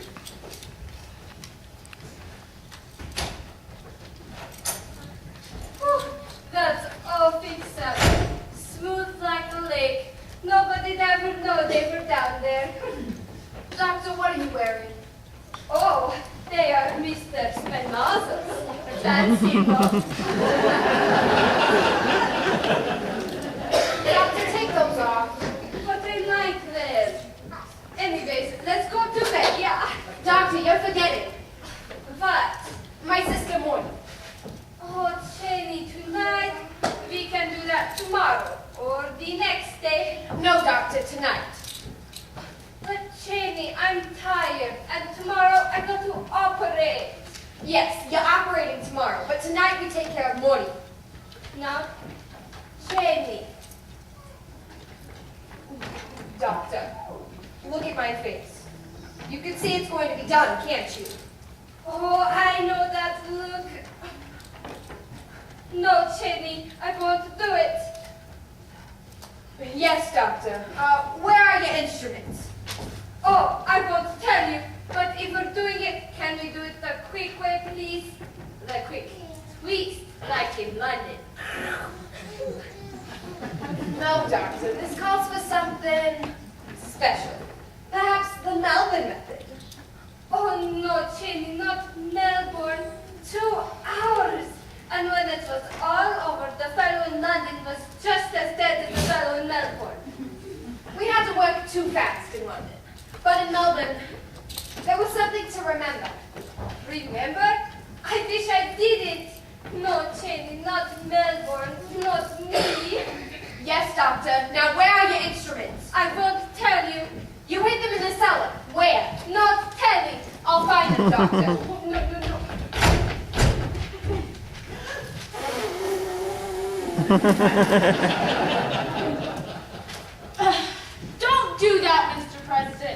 But I cannot sign any proclamation without the consent of my cabinet. But this must be a secret. A secret proclamation?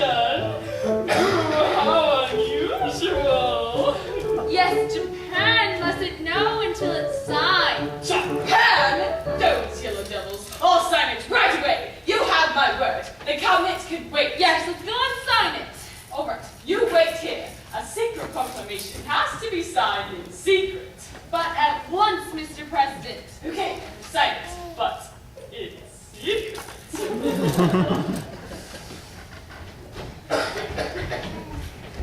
You go now, yeah? No, Doctor, I'm waiting for something important.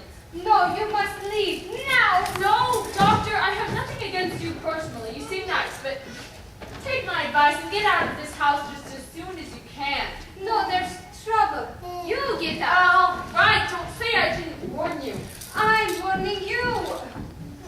Things are gonna start popping around here any minute. Listen, Chaney's in a bad mood. When she's like this, things happen. Terrible things. Jane doesn't worry me now. Don't those plays you see teach you anything? About what? Well, at least people in plays act like they got sense. Oh, More than you do. you think so, do you? You think people in plays act intelligently? Huh. I wish you had to see some of the ones I have to sit through. Take the one I saw tonight, for instance. In this play, there's this woman. She's supposed to be bright. She knows she's in the house with a murderer. She ought to know she's in danger. She's even been warned to get out of the house.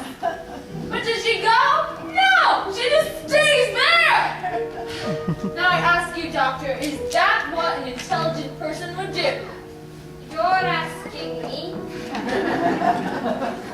She doesn't even have enough sense to be frightened, to be on guard. For instance, the murderer invites her to sit down. You mean, won't you sit down? Believe it or not, that one was in there too. And what did she do? She just sat down! Now, mind you, this lady's supposed to be bright. So there she sits, just waiting to be trussed up.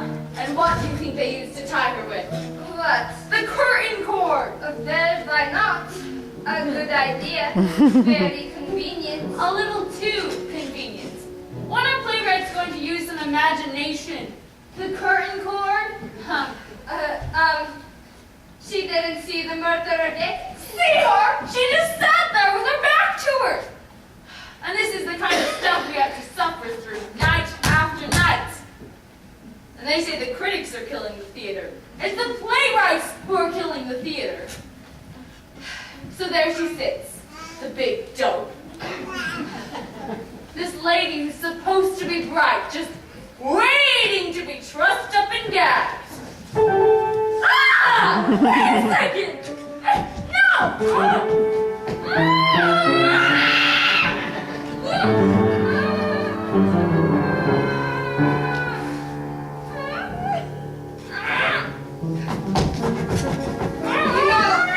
You're right about that lady. She wasn't very bright. Now, Morty, if you don't mind, we'll finish our story. I've been away for 20 years. 20 years, Morty. But there wasn't a time in that 20 years where you had left my mind. One night in Melbourne, I dreamt of you. And I felt a strange satisfaction when I landed in San Francisco and knew I was remotely close to you. Now, Doctor, we go to work. Please, Cheney, for me, a quick way. No, Doctor, this really has to be an artistic achievement. After all, we're performing in front of a very distinguished critic. Cheney! Doctor! All right, we'll do it. But first, I gotta have a drink. I can't do this without a drink. Pull yourself together, Doctor. Oh, when we walked in here, there was wine on the table. Where did she put that? Oh,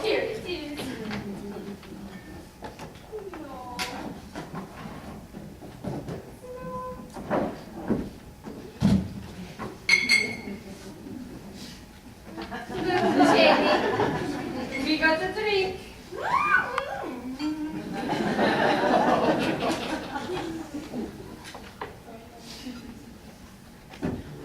Oh, Doctor, please, where are your manners? Yes, Morty, I realize now it was you who brought me back to Brooklyn. Doctor, to my dear dead sister.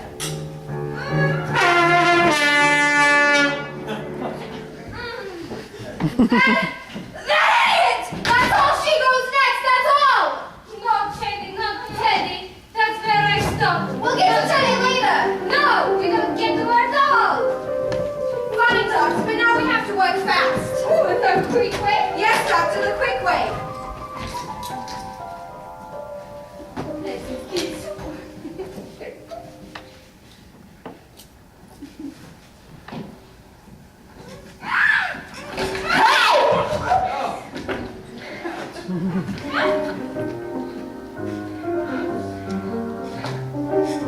The colonel gotta quit blowing that horn. It's all right, officer. We're taking the bugle away from her. There's gotta be a hectic play in the morning. We promised the neighbors she wouldn't do that anymore. It's all right, officer. Everything's fine here. I'd better speak to her myself. Where are the lights?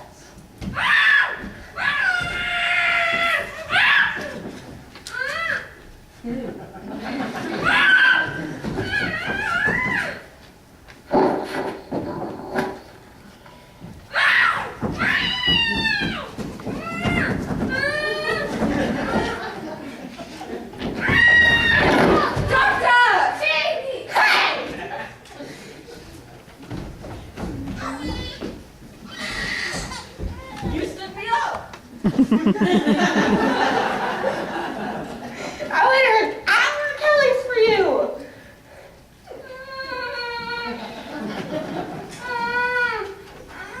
What happened?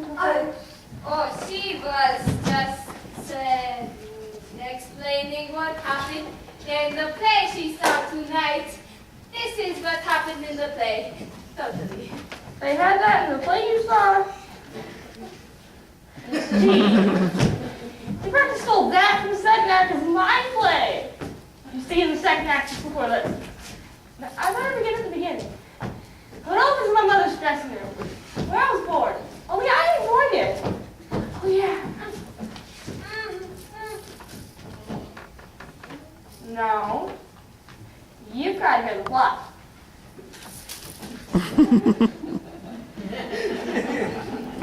So, as I was saying, it opens my mother's dressing room, where I was born. Only I ain't born yet. My mother's making up, see. When all of a sudden, through the door, in comes a man with a big black mustache. He turns to my mother and says, "Miss Latour, will you marry me?"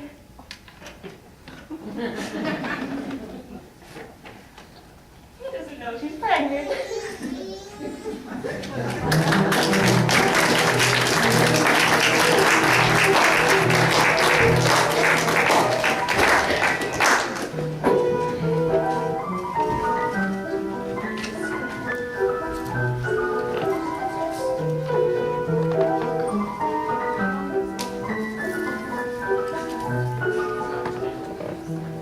She's lying across the table in her lingerie. The killer's standing over her with the hatchet. I'm tied up in a chair, just like you are. The place is an infernal place. It's on fire. You know that, right? Okay. So, all of a sudden, through the window, in comes Mayor Wright.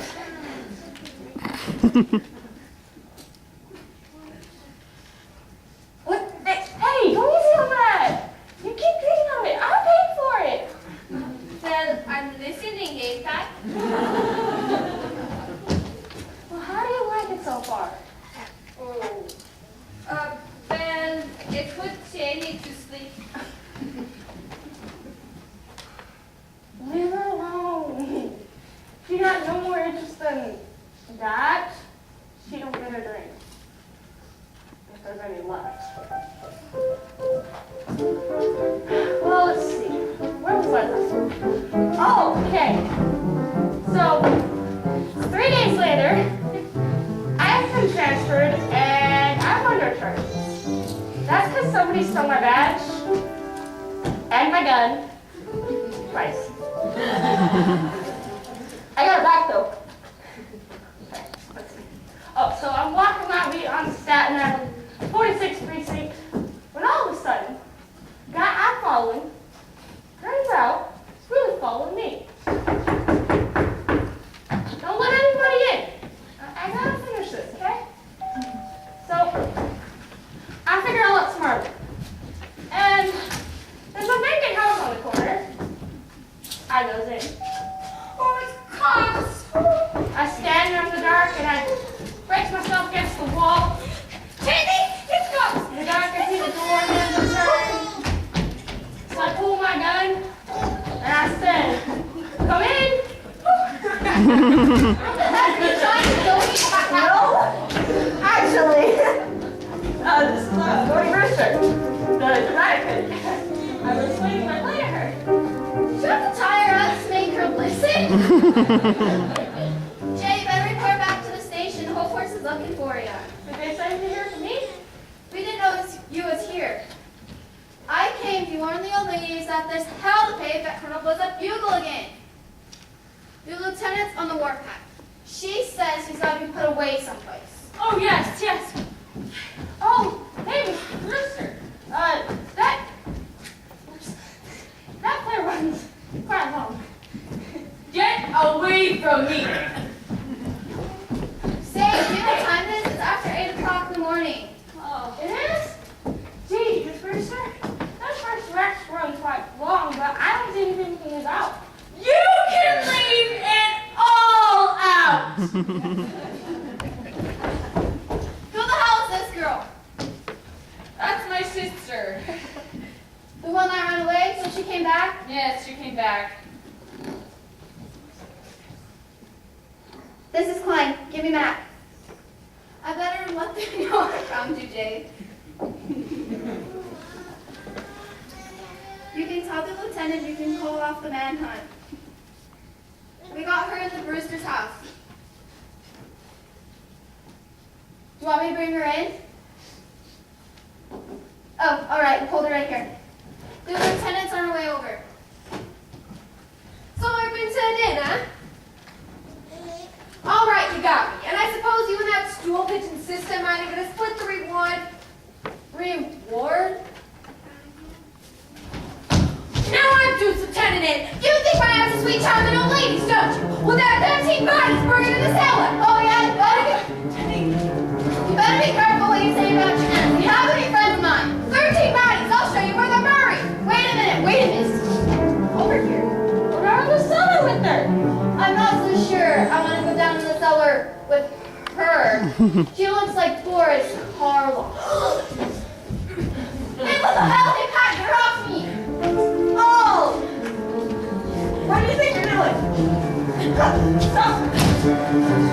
Hey! No, stop it! I'm a train. What do you think? Stop it!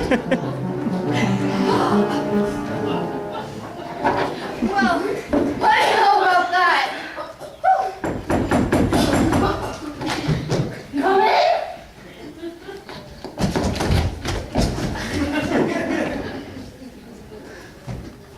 What in the world happened here? I told you I was going to handle this. Well, sir, we were just about to, you know... What happened? Did she put up a fight? This ain't the lady that blows the bugle. This is her sister. She tried to kill me. And all I said is she looks like Boris Karloff. Turn her over. All right. We kind of think she's wanted somewhere. Seriously? You kind of think she's wanted somewhere? Well, if you don't bother to read the circulars we hang up at the station, you could at least read True Detective. Certainly she's wanted. In Indiana. Escaped from the prison for the criminal insane. She's a lifer. For goodness sake. That's how she was described. She looked like Carla. She tried to get me down in the cellar. She said there were 13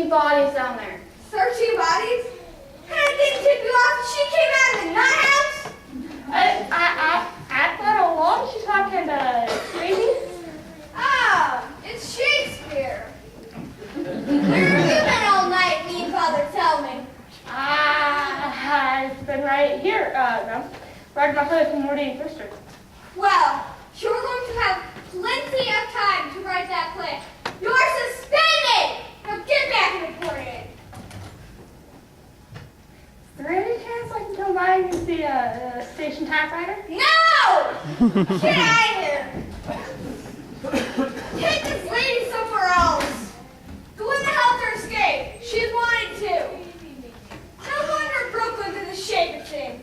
The entire police force full of flatheads like you. Falling for that kind of story. 13 bodies in a cellar. But there are 13 bodies in the cellar. Who are you? I am President Roosevelt. What is this? She's the lady that blows the bugle. Good morning, Colonel. Well, Colonel, you've blown your last bugle. Dear me, another yellow fever victim? What? All the bodies in the cellar are yellow fever victims. No, Colonel, that's a spy we caught in the White House. Will you please get this lady out of here? If there are any questions of spies, that's my department. You keep out of this. You're forgetting, as President of the United States, I'm also in charge of secret services. All right, Teddy, help me with this one.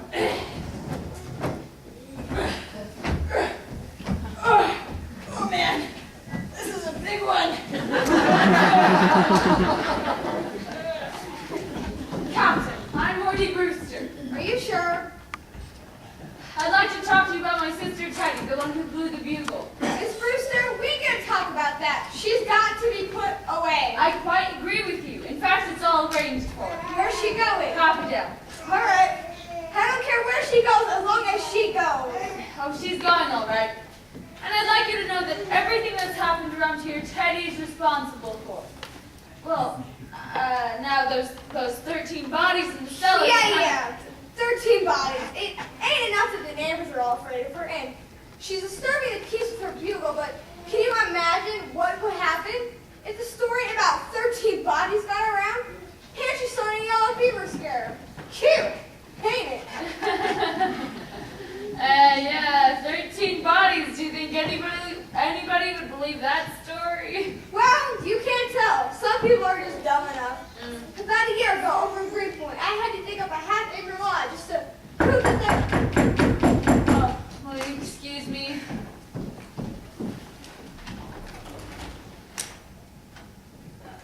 Good morning, Morty.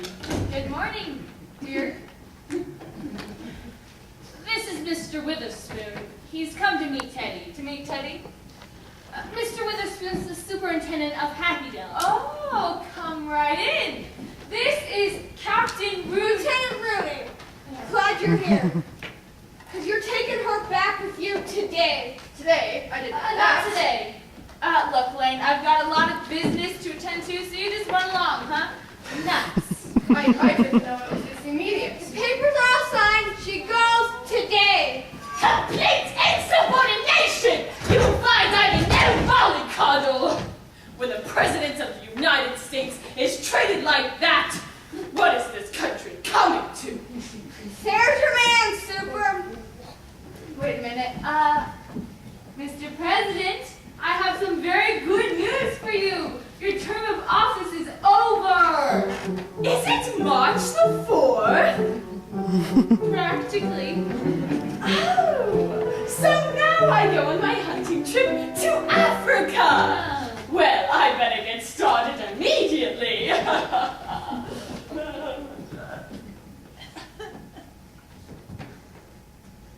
Is he trying to move into the White House before I move out? Who, Teddy? Taft.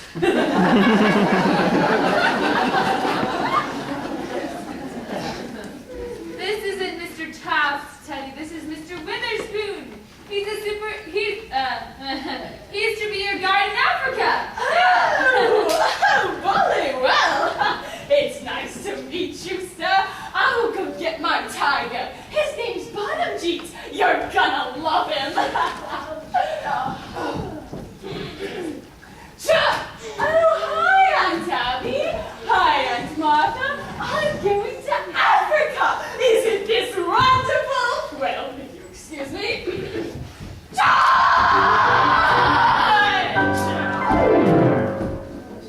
Good morning, darling. We have visitors. Oh, yes, this is Lieutenant Rooney. Oh, Lieutenant, how do you do? My, you don't look like the fuss budget the policemen say you are.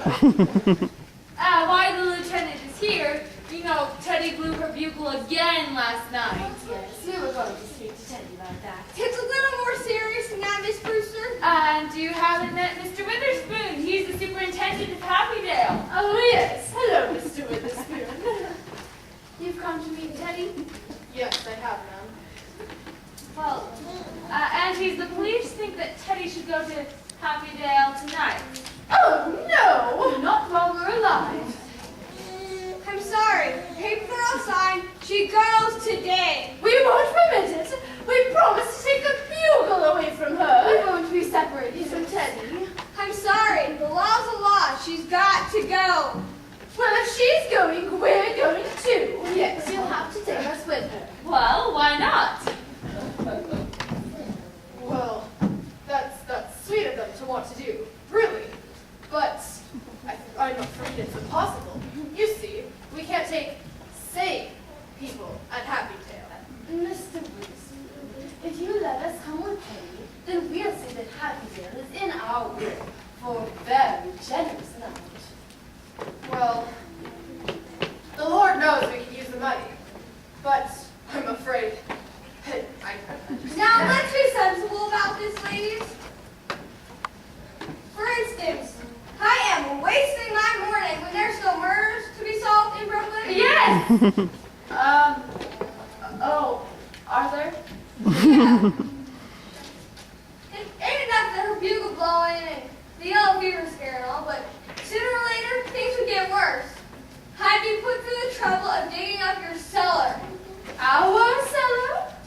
Yeah, your niece is starting some room with there's 13 bodies down there. Oh, but there are 13 bodies in our cellar. If that's where you think Teddy has to go, then you come with us and we'll show you. Yes, there's one, Mr. Spinazza, who doesn't belong and who will just have to leave. But the other 12 are our gentlemen.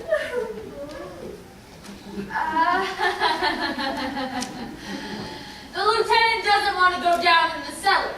She was just telling me that only last year she had to dig up a half-acre lot. Weren't you, Lieutenant? That's right. Oh, well, you won't have to do any digging here. The graves are all marked. We put flowers on them every Sunday. Flowers? Superintendent, don't you think you can find a room for these ladies? Well, they'd have to be committed. Well, Teddy committed herself. Can't they commit themselves? Can't they just sign the papers? Why, certainly. Oh, well, if this means that we can go with Teddy, then we'll sign the papers. Where are they? Yes, where are they? He's coming around, Lieutenant. Oh, hello, Miss Clyde. Hello, Miss Klein. Are you here too? Yes, I have your niece out in the kitchen. Well, sign them up, Super. I want to get this mess all cleaned up. 13 bodies. If you'll sign right here. And you here, and Abby? I'm really looking forward to going. The neighborhood here has changed so. And just to think, a front lawn again. Oh, we're overlooking something. Oh, what? Well, we're going to need the signature of a doctor. Oh! Dr. Einstein! Why don't you come over here for a minute? I'd like you to sign some papers. I think I must go. Just come right over, Doctor. For a minute last night, I thought the doctor was going to operate on me. Just sign right there. Are you leaving, doctor? Oh, yes, I think I must go. Oh, but aren't you going to wait for Jane? I don't think we're going to be safe place. Hello, Lane. Nice to see you. Stick around, huh? Don't worry. I'm going to. Hello, Mac. Rudy. Macaroni. We got the guys wanted in Indiana. Now, There's a description of her accomplice. It's right there on my desk. Read it to me. Yeah, about 38, 5'6", 140 pounds. Only 100. Blue eyes, German accent, poses as a doctor. Thanks, Matt. It's all right, Lieutenant. The doctor here has just completed the signatures. Thanks, Doc. You're really doing Brooklyn a service.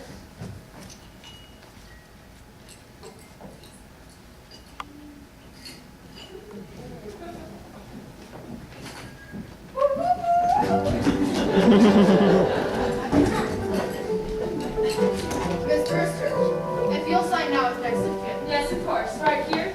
That's fine. And this makes everything complete, everything legal. Yes. Oh, well, aunties, now you're safe. When do you think you'll be ready to start? Oh, Mr. Witherspoon, why don't you go upstairs and show Teddy what she can take along? Upstairs? I'll show you. Don't Oh, worry. no, Ted, Morty, we must speak to you. Yes, Mr. Witherspoon, just upstairs and to the left. Okay.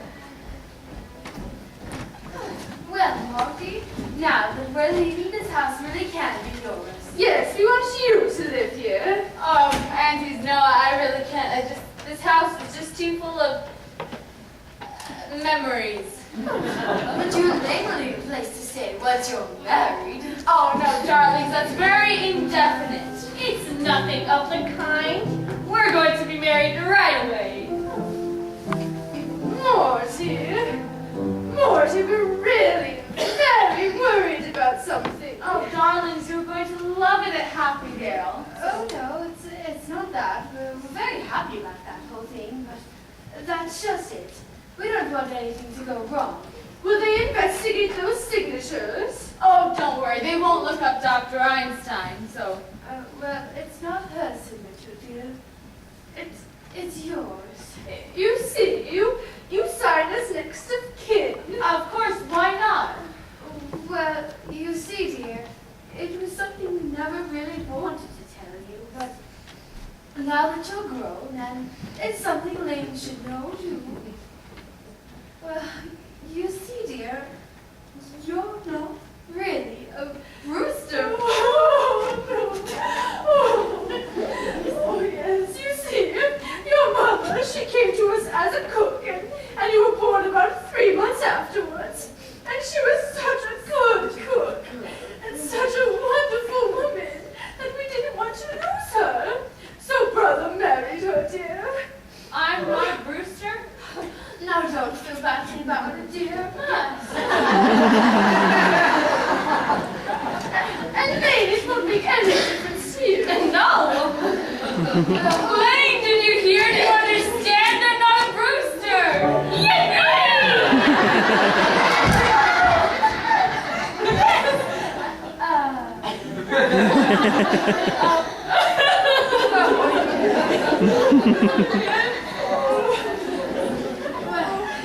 Well, now, I really should see about the breakfast. Oh, don't worry. Oh, yeah. Lloyd is coming over to my house. Mother's going to Philadelphia, and we're going to have breakfast together. Oh, yes, I need some coffee. I have had quite a night. I should think you'd want to get to bed then. Oh, I do, but... Oh, I do too.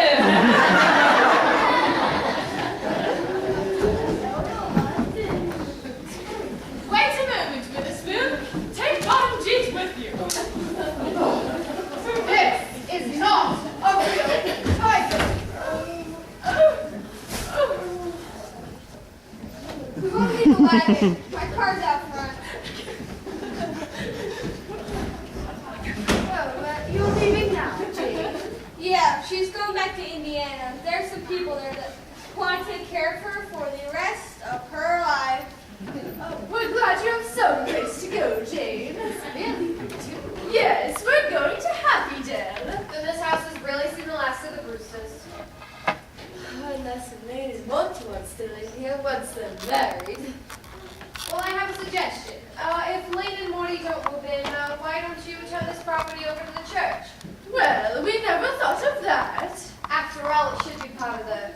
cemetery. Well, aunties, I guess this is forgotten. And I can't bet my record now, but neither can you. At least I have that satisfaction. But the score stands even, 12 to 12. All right.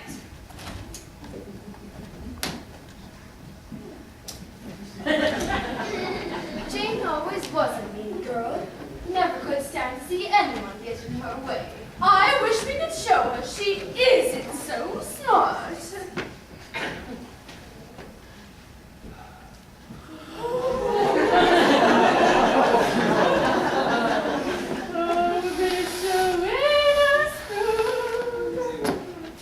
Does your family live with you at Happy Dale?